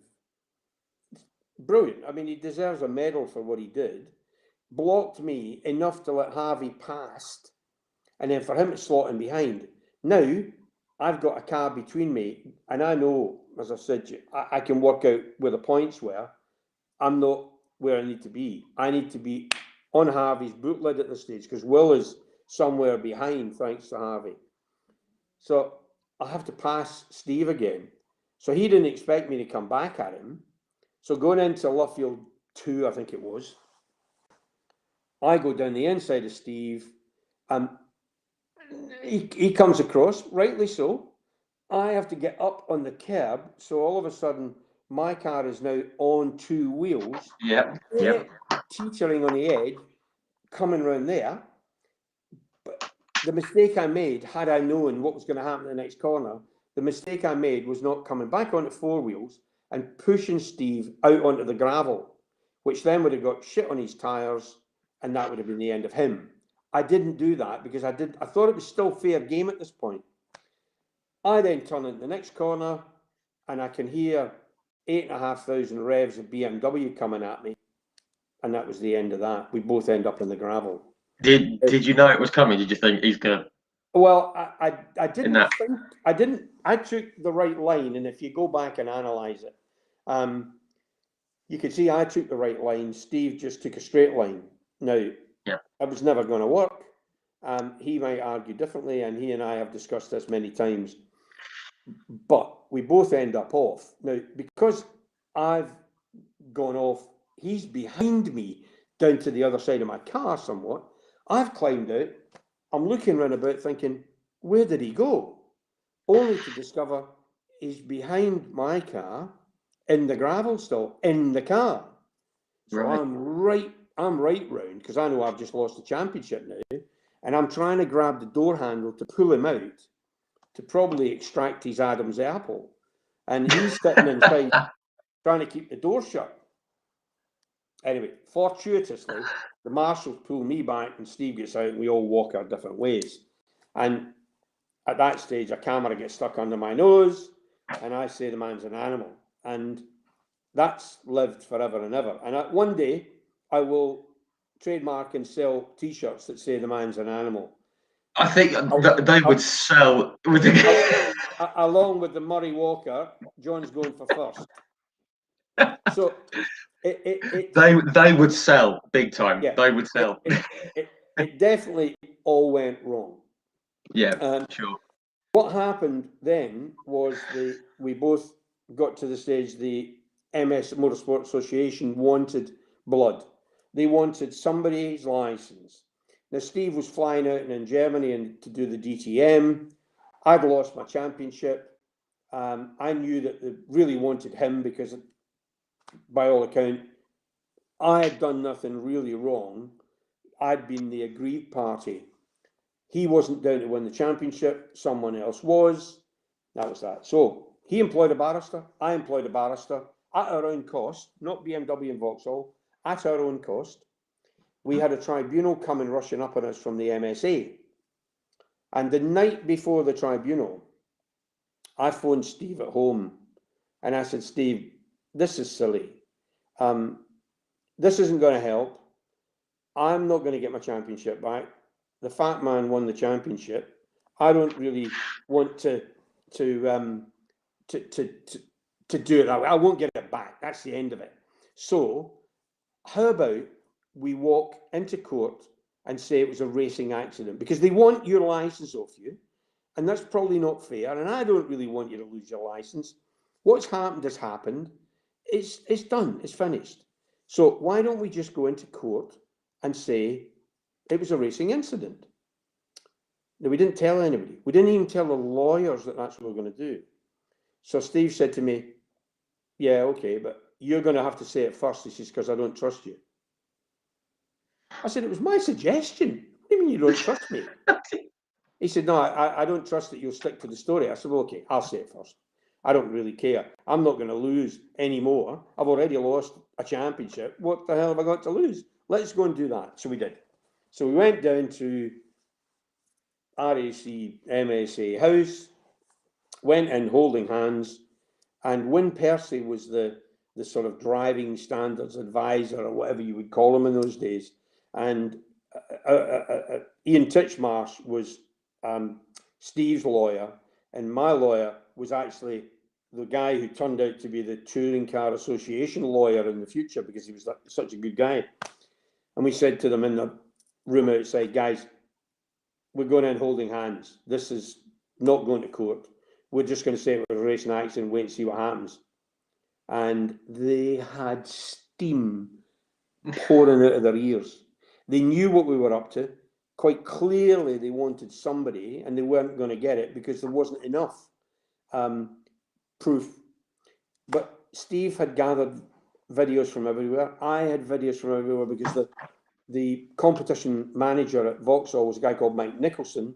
His wife was Mary, and his wife Mary ran BHP, the television company that filmed it all in those days. So I had camera shots, camera angles. I've still got box loads and box loads of camera angles from everywhere you possibly could. And I'd got still pictures. I had everything. I had witnesses. I had the whole lot. So had Steve. And it was just that I shook his hand and said, Steve, this doesn't make any sense. Let's just call it quits and move on. And we did. And actually, I have no reason.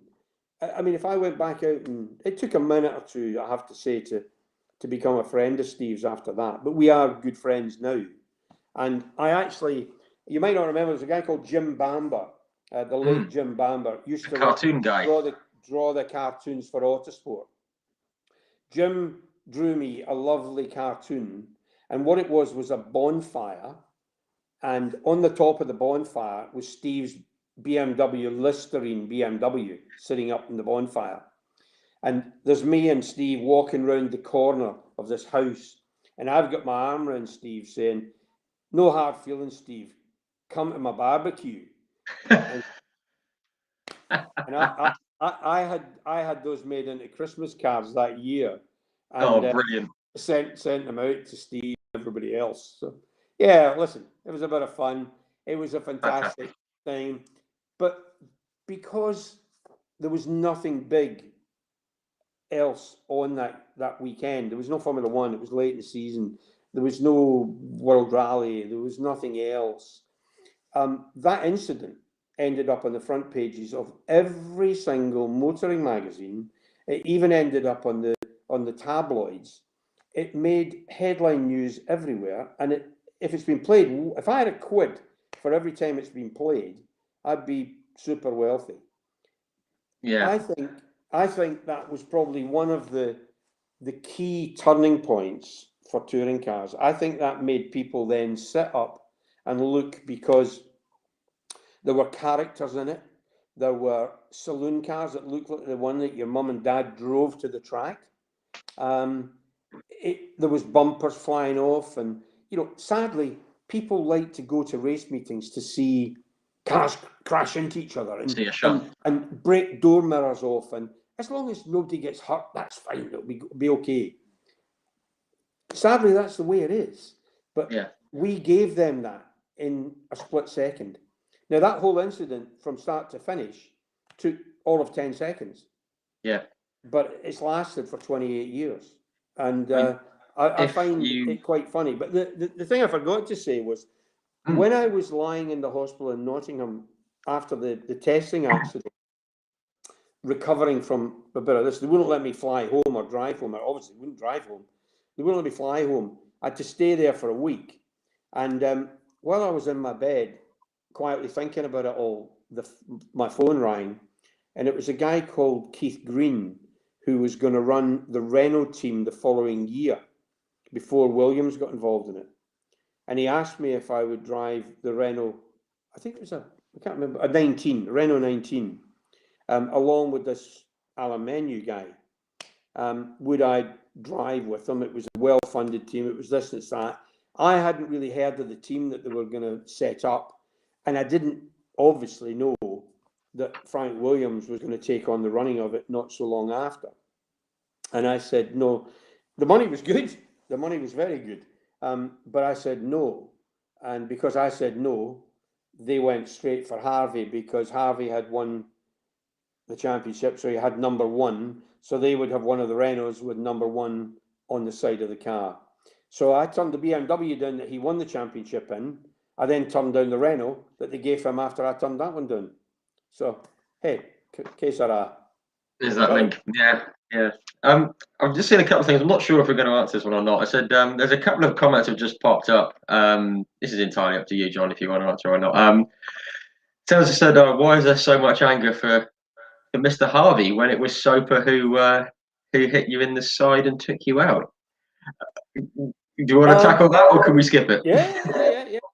I mean, I can answer that one. 1995. Okay, maybe at the time it's taken a while, but 1995 we have 2 Renault Lagunas. I think Will Hoy and Alan Menu. 2 Vauxhalls, myself and James Thompson. 2 Volvos, Rickard Rydell and Mr. Harvey. We're at Snetterton with a few rounds to go. I think only maybe 2 rounds or 3 rounds to go. I can't remember. We're at Snetterton.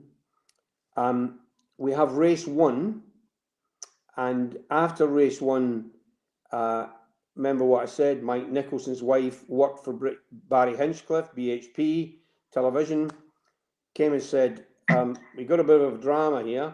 We got some footage from one of the Volvos and some sound from one of the Volvos that would indicate that they're trying to take out either a Renault or a Vauxhall. And the long and short of that particular day was Tom Walkinshaw was fined, TWR, who ran the Volvos, was fined, I think, 10 grand. The video evidence and the sound bite from it, you can hear the driver saying, have you fixed the camera? And the engineer saying to him, don't worry about that, we've sorted it. The camera, you could see this mechanic bend down with some grease on the end of his thumb. It was on the bumper. And put the grease over the lens of the camera. Oh. The sound bite was from the camera, stuff inside the car that should have picked up the sound of the car during the race.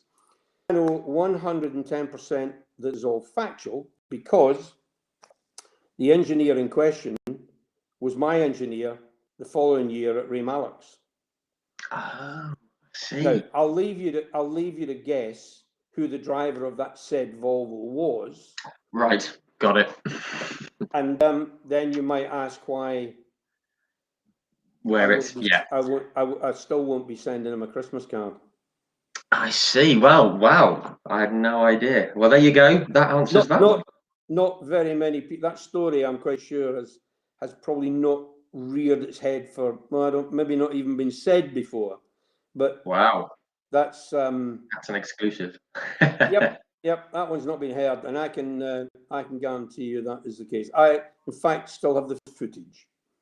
Wow, there you go, bombshell. No, fair enough. No, thanks. No, thank you for answering that one. I wasn't sure. I hope that answers the question for whoever asked it there.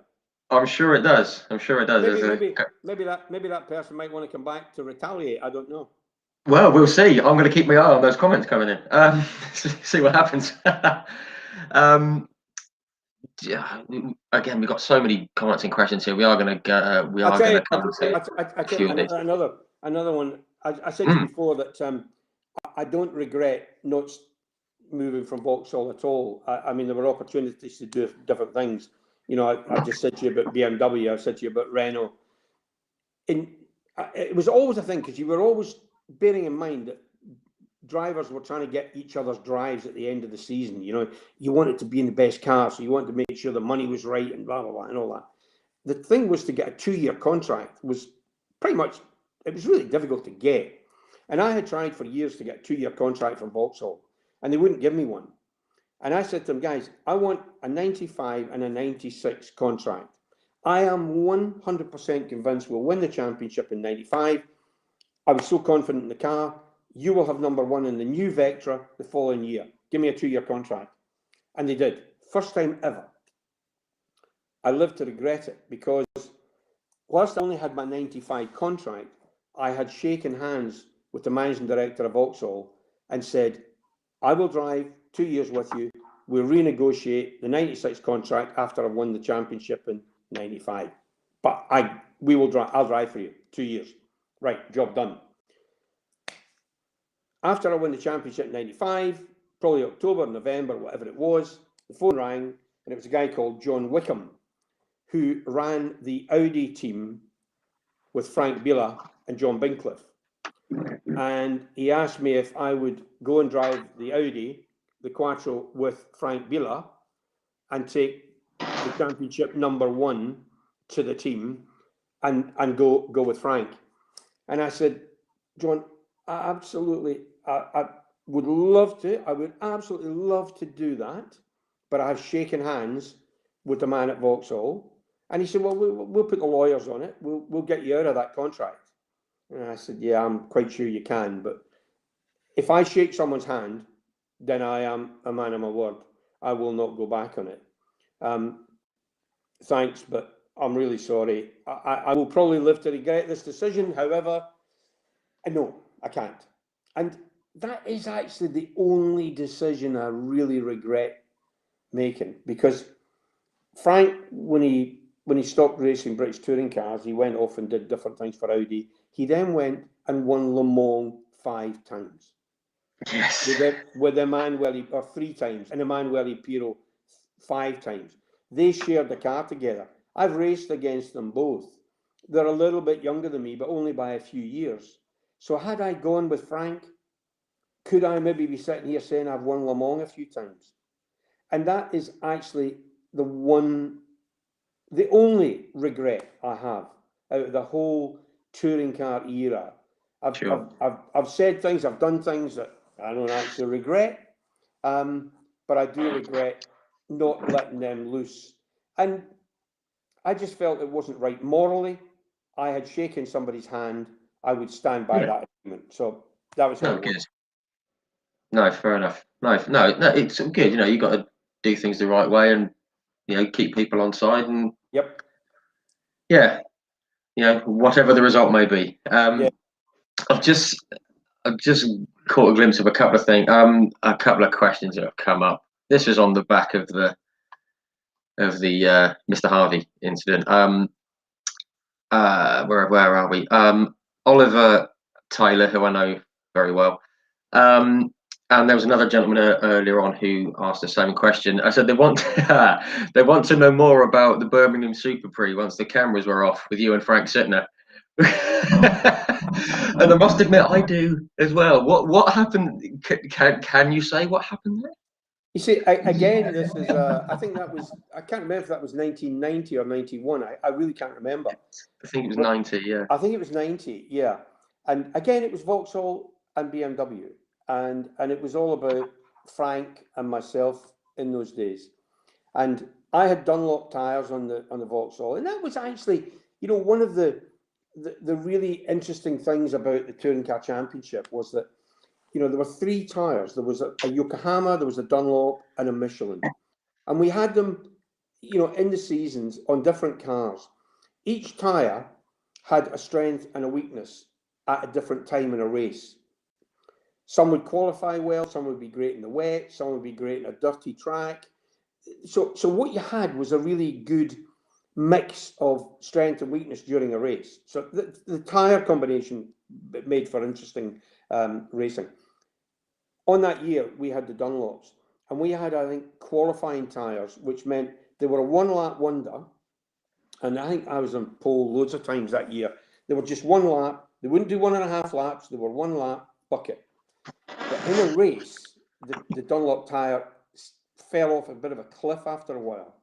Anyway, I'm leading Frank Sittner at a great little track, the Birmingham Super Prix. Great little track. So you round the roundabout, as I remember, then you go down the hill, and then you do a bit of a right and a right or something.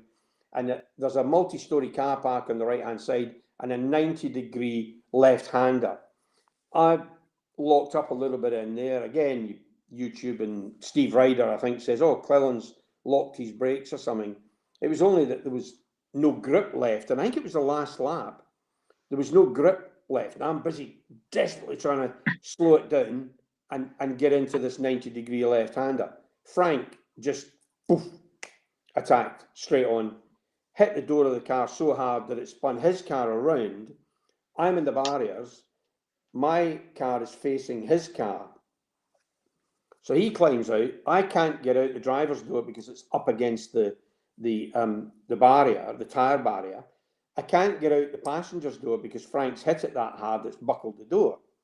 So I've got to put the ignition back on, put the electric windows down, Right.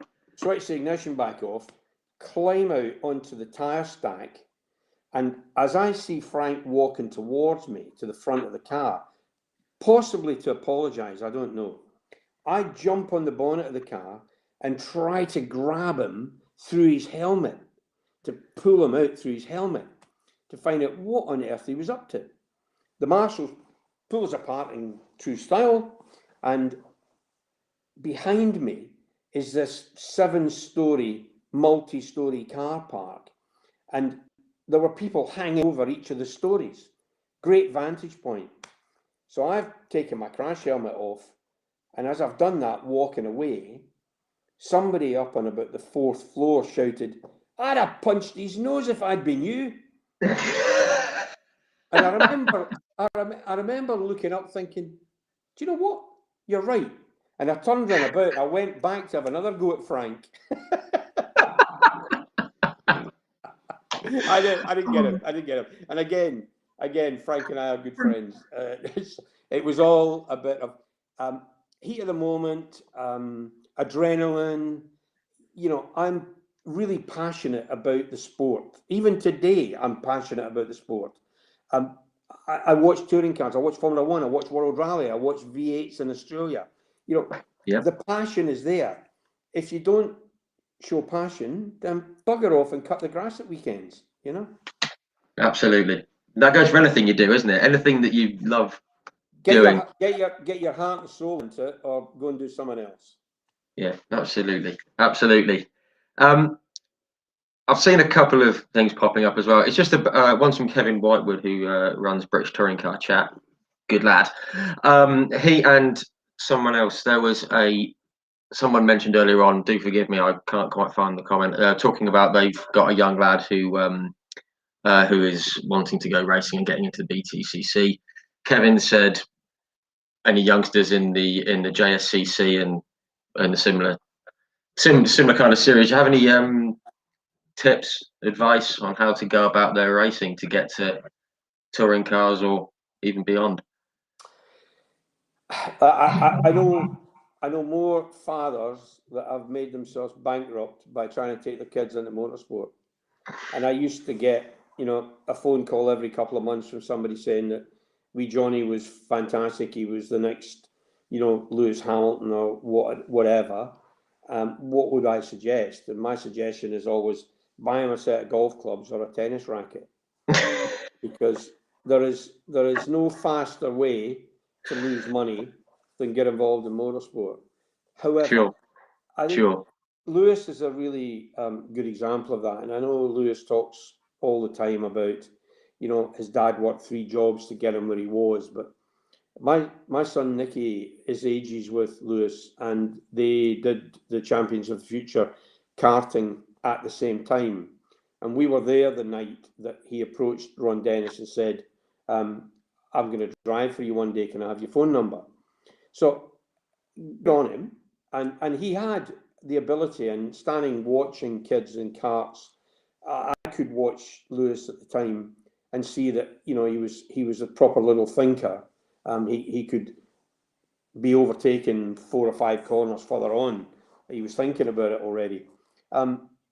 If it weren't for the fact that Ron Dennis took Lewis under his wing and paid for everything from that particular point till Lewis walked away from McLaren, would Lewis Hamilton still be where he is today? I suspect he probably wouldn't have won 7 championships. However, I still think he undoubtedly is a talent that nobody's seen. He was in the right place at the right time with McLaren. Ron Dennis saw something there that he saw fit to put huge sums of money in to take him to that next level. And, it's about getting the breaks. And I've raced against so many people so many drivers that are better than me. They're just in the wrong car. I've been fortuitous to be paid to do something, as I said to you before, I would have done for free.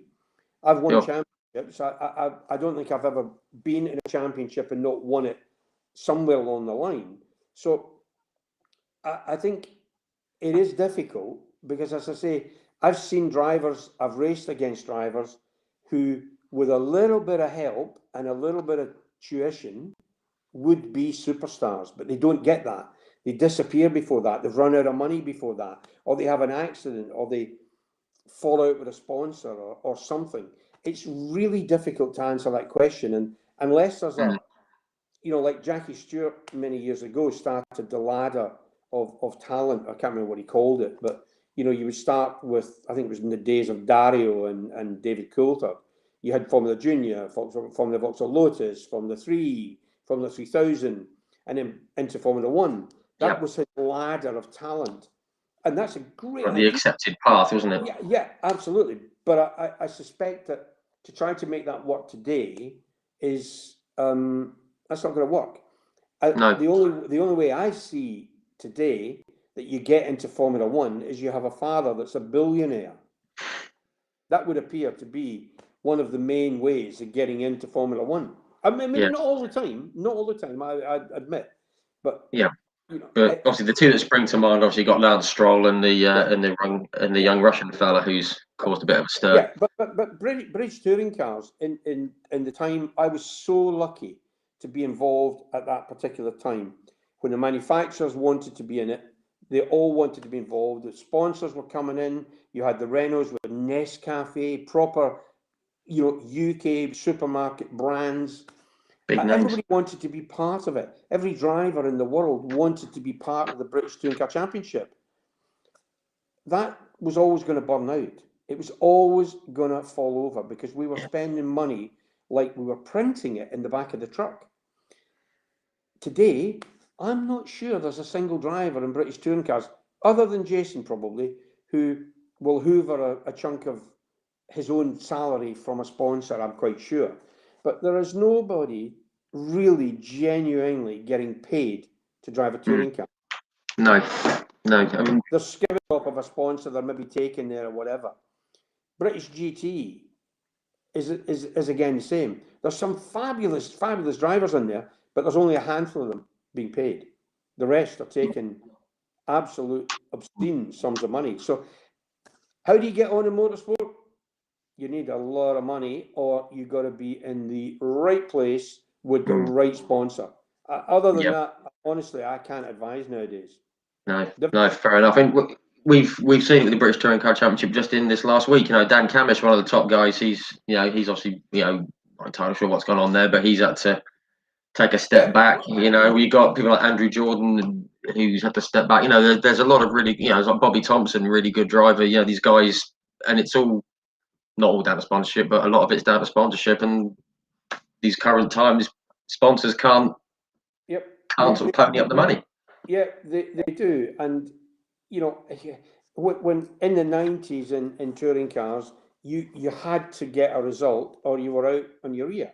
So, drivers come and go, but if you continue to get the result, and one of the things that if I couldn't always get the result because the car maybe wasn't up to it or whatever else, I would always then try and do or say something in front of a camera or to the press that would then ensure my longevity in terms of go and talk to him because he's always got a comment. So Vauxhall, I think, got their money's worth out of me. It certainly cost them plenty in legal fees to keep me under control.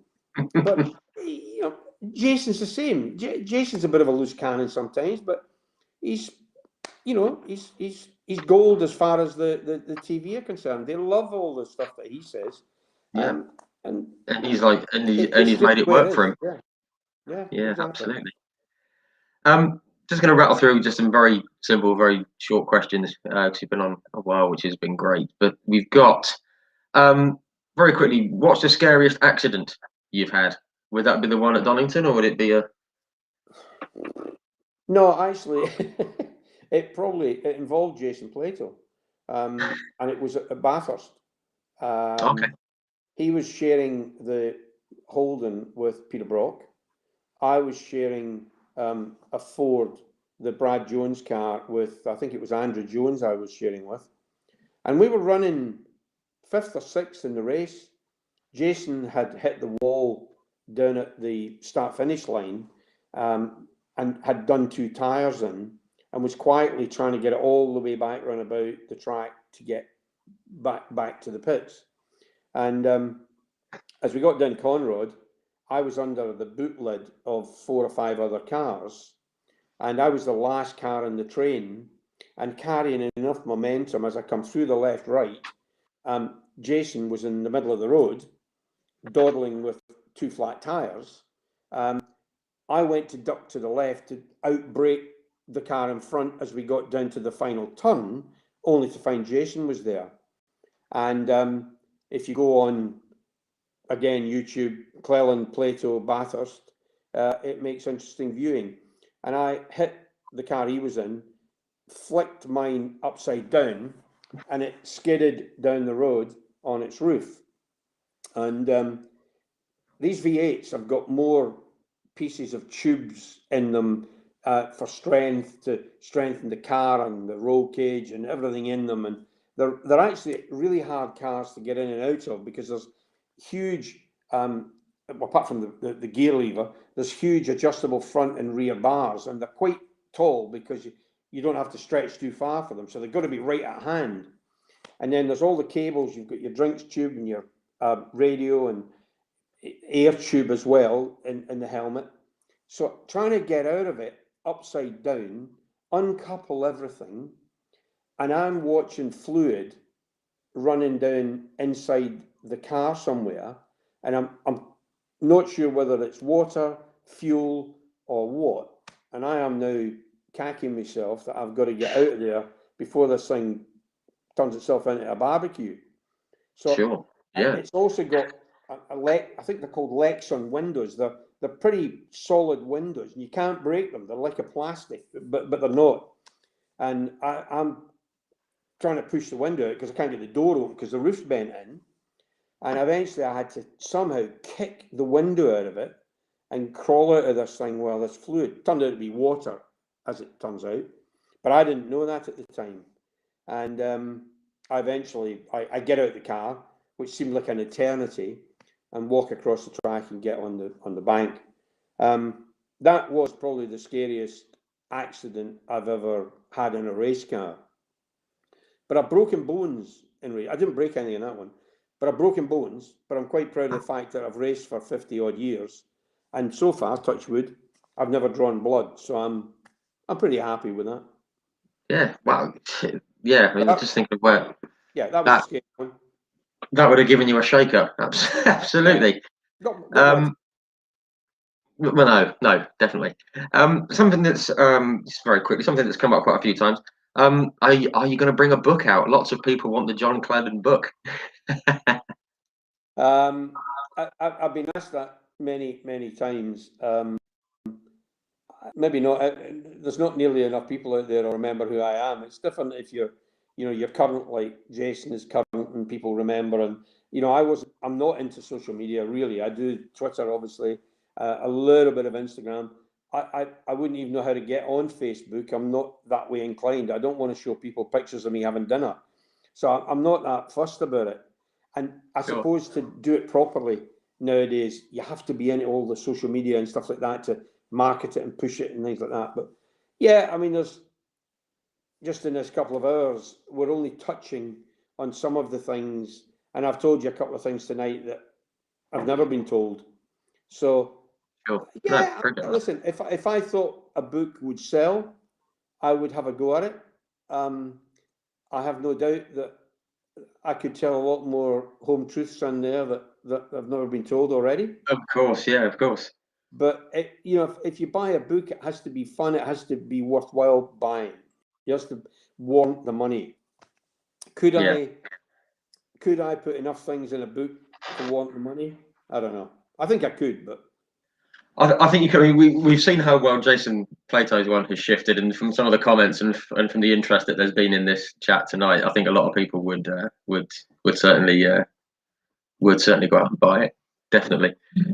Um, ever fancied being the Stig? Crikey, that's a good question. Well, I don't. I know the original Stig anyway, and he's a good guy. Yes. Yeah, and no, I did watch Top Gear a lot of the time, and then I went off it a little bit. But the one I quite like is the one that Abby Eaton's in, Yes. the Grand Tour, because I have a lot of time for Abby. I think she's a great little pilot, and I wish her all the best for what she's about to do this season. Yes, absolutely. I raced against her. She was driving a Holden Commodore at the Silverstone Classic when I had the Vectra out, and I had, in a straight line, that thing goes like shit off a shovel, but in the corners and in the braking, I could sort her out. So I had a good 10 laps with her, and I really, really enjoyed it. So I have a great deal of time for Abby. So she should be the Stig. Brilliant. Yeah, that'd be good. That'd be very good. Just seen Indira Flack, photographer. I think you've had a bit of a back and forth on Twitter earlier on today. She obviously took some great photos of you. She said for the book, she's got the front cover. So there you go. Yeah, I think I know the picture that Indira's got, and she did some great stuff. And yeah, it was good to spend the day with her at Donington. I really enjoyed that. And one day when all this pandemics disappeared, I want to get down to the Silverstone experience and just see what the thing is all about. But yeah, she would be right on my list of people to do the front cover for sure. fantastic. I must say, I've actually got a voucher ticket for the Silverstone experience from Christmas 2019. I haven't used it yet, so I'm going to. They've extended it, which is good of them. But right, it's just a very. Someone's actually commented saying that Brocky rolled my Vectra. That should be on a TV as well. Sorry, like Brocky rolled my Cavalier. That should be on a T-shirt. Okay, very, very quickly. We're going to wind down. People have stuck with. They've been tuning in, and it's been absolutely terrific. So many questions. Sorry, guys, we can't get to them all. But it's been amazing. We had a question from Mr. Ian Flux. Now, we mentioned this before we came on air. Now, I don't know if this is about Bathurst or just about travelling around in, the motorsport circus, but he's just put a very silly question in, and I promised him that I'd ask it. He said, "Did you enjoy Jeff Allen setting your pajamas out and putting toothpaste on your toothbrush for you?" I assume you know what that's all about. I refuse to answer any questions that Fluxy's got. Because if Flux is at the other end of a question, then it's a huge worry. The man's a nightmare. It's a fair point. It's a fair point. What makes you think I use? Ask him what makes him think I use pajamas anyway. I'll ask him. I'll have a word. Guy called Paul Fernley has just said, "Fluxy?" ? Do you have a good lawyer? I think that's all we need to know. Yeah, exactly. No, I did. I shared the car with Fluxy at a 2-driver race at Donington many moons ago. In fact, I think Sean Walker had Damon Hill as the second driver in the car that day, and I'm sure Stig Blomqvist was in a car with maybe Rob Gravitt. I think. Wow. That was I'm sure I've got that right, but Fluxy was definitely in a car with me, and he's a peddler. He's been around a day or two. He's done a lot. He's done a lot, hasn't he? Yes. Okay, this is one that someone came in. Very quick one. Best teammate you had? Probably Jeff Allen. Jeff Allen was a great mate. As I said to you before, we talk once a week. Whether it's car trade, whether it's about the touring cars, it's just about life in general. He was a great mate. We spent hours and hours in each other's company. I lived in his house, he lived in my house. He was a pain in the ass at Knockhill though, because whilst Knockhill supported me through all of my touring car period. I had Knockhill Racing Circuit on the visor on my crash helmet forever. I love the people at Knockhill, Derek Butcher, Gillian, and now Gordon Shedden. You know, great people up there. But I hate the track. I am absolutely hopeless around that track. I've won one race in 1992, and I think Julian Bailey won the second race that day. I could not drive that track to save myself. I've no idea why. It's maybe too technical for me, I don't know, whatever. Anyway, Jeff Allen used to kick my butt around there all the time. And when we did touring cars up there, we practiced probably Thursday, Friday, qualify Saturday, race Sunday, whatever. I would bring him home here. So I would leave Knockhill, I would drive like a maniac for an hour and 20 minutes from Knockhill to my house, scare the living shit out of him, pour a bottle of wine in him, feed him up, scare him senseless on the way back again, and he'd still beat me. I would do it at night, bringing him back again. The next day, he'd still beat me. It didn't matter what I did to him, he used to beat me. So I would make it a point to beat him at his track at Brands Hatch. So he never beat me at Brands Hatch, so I got my own back. But Jeff definitely best teammate. Derek Warwick was up there as well. I really enjoyed being with Derek. It was good fun. It was a challenge. I learned a lot, and you know, sports car, Formula One star. He was a great storyteller. Really good. Yeah, brilliant. Just gonna very quickly just wind down. Obviously, you've won a lot of races and loads of stories and stuff. I've just seen. Am I going to do an interview with Ian Flux? That'd be fun. Might have to see how that goes. Yeah, could be. But yeah, you've obviously won a lot of championships, drove a lot of cars. I've just got a list of some of the people that you've raced against. I mean, you've got Andy Rouse, Rob Gravett, Steve Soper, Frank Sittner, Tim Harvey, Matt Neal, Jason Plato, Ivan Muller, Rickard Rydell, Derek Warwick, David Leslie, Tarquini, Reed, Thompson, Hoy, Giovanardi, Bieler, Winkelhock, Menu, Chicotto, David Brabham, Slim Borgood, Roberto Ravalia, Jan Lammers, Eric van der Poel, Patrick Watts, Jonathan Palmer, Steve Blomqvist. It goes on and on and on. Who's the toughest competitor? Last question. Who's the toughest guy you? And not Nigel Mansell as well, of course. I could get the better of Rickard Rydell. I loved Rickard. Rickard and I played golf a lot as well, along with Will. We were good mates, and he was great fun. Although I could wind him up before he could get in the car. If he qualified on pole, I would say to him, Rickard, just watch, because I'm going to pass you before we get to the first corner. And I would, because the little Vauxhall was great off the line. I used to wind him up great, but I would trust him. I would trust him that he would give me an inch, not many more, an inch. Alan Menu was probably the hardest guy to race against.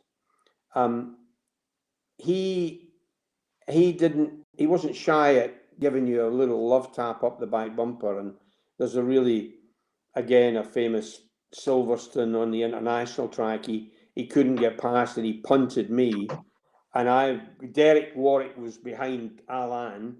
Alan punted me. I go deep into the corner through the gravel. He comes round the corner.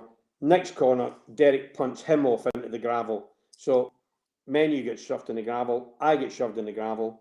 And at the end of the race, I go down his pits to try and have a word with him about what he was up to. So I never really, Alan, he didn't associate with the other drivers. He kept himself to himself and his wife, or wife then, Caroline. He didn't come and play golf. He didn't come and eat. He stayed very much himself. So you couldn't get inside his head. And I never really got on with him. He was hard. He was very hard to race with and to pass. And he didn't make very many mistakes. So we weren't really bosom buddies. But a number of years later, we found ourselves at Heathrow about to check into a 24-hour flight to Australia. We were both going down to do Bathurst. And he had his wife Caroline with him. And we were both flying the deal was you go and drive for a team over there, they'd give you business class tickets. So we were checking in to fly into to Sydney, and I thought, oh no, I'm busy handing my ticket over, and he comes up behind me and, Johnny, we're flying to Australia, yes. So he said to the girl, could you put us all together? And I'm thinking, that's the last thing I need. I don't really like you bloody Swiss. So I thought, that's no fun. Anyway, I smile, and we get on. I thought, with any luck, I'll get to sit beside Caroline and not him. Anyway, we're about 2 or 3 hours into the flight, and we both turned and said to each other, do you know what? I'm not really sure why we've never done this before. He says, actually, you're actually okay. And I said, well, funnily enough, I was thinking the same about you. And we've never actually been this interactive before. And we enjoyed the rest of the flight to Australia. And since then, we've become, again, closer friends than we were when we were racing. And it's amazing, I suppose, you know, your teammate's the first guy you want to beat. And then obviously, Alan was a competitor at the sharp end of the grid, and I had to beat him. So, you know, are you friendly with the guy that you want to beat all the time, or you just, you know, does that show a weakness? And I think with Alan, he thought that maybe being friendly with other drivers that he was racing against might impact on his thoughts during the race. It never bothered me. As soon as I pulled my crash helmet on, they were all the same. I didn't care. No, brilliant. But Alan probably, out of all those guys, I would say Alan was probably the hardest. Yeah, definitely. Cool. Cool. Someone said that he also lives in Scotland. I have to get him on for an interview. Crikey, that'd be nice. He does. He lives not very far from Knockhill. Yes, I think I saw. Yeah, you put something up on social media a while ago. He put something up and said he was there. But yeah. Yeah.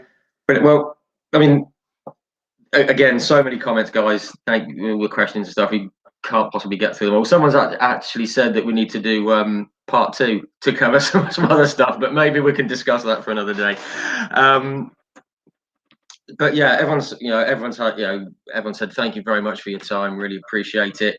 Everyone's absolutely loved it from what I can see, and everyone wants a book. Yeah, everyone's writing. We need a book. Book. Yes, great, got it. We'll see. Again, thanks everyone for tuning in. John, we're going to wrap it up. Thank you so much for your time. It's been absolutely brilliant. Must admit, I've been looking forward to this one for a while. Sorry it took so long to get you on. It was that Andretti fella got in the way. The fact that you bumped me out for Mario Andretti, I'll forgive you for that, because he would be my All-American hero right behind Dale Earnhardt Sr. So yes, I'll forgive you for that. No, brilliant. Thank you very much. Wonderful. Thanks very much, John. And hopefully we can have a chat again. And if I'm ever up in your neck of the woods, I've got my little Vectra model that I might need a scribble on. But well, listen, it's been a blast. I've thoroughly enjoyed it, and you know, it's good to sort of tell some of the spectators and the viewers and the watchers and just the general fans of British motorsport some of the stories that you never will hear. And as I said to you, there's a couple of these things I've told you tonight I've never been told. So no, thank you for sharing some little hidden gems with us. It's been fantastic. That's been good fun. I've enjoyed it. Great stuff. Thanks a lot, John. Right. Take care. See you later. Bye-bye.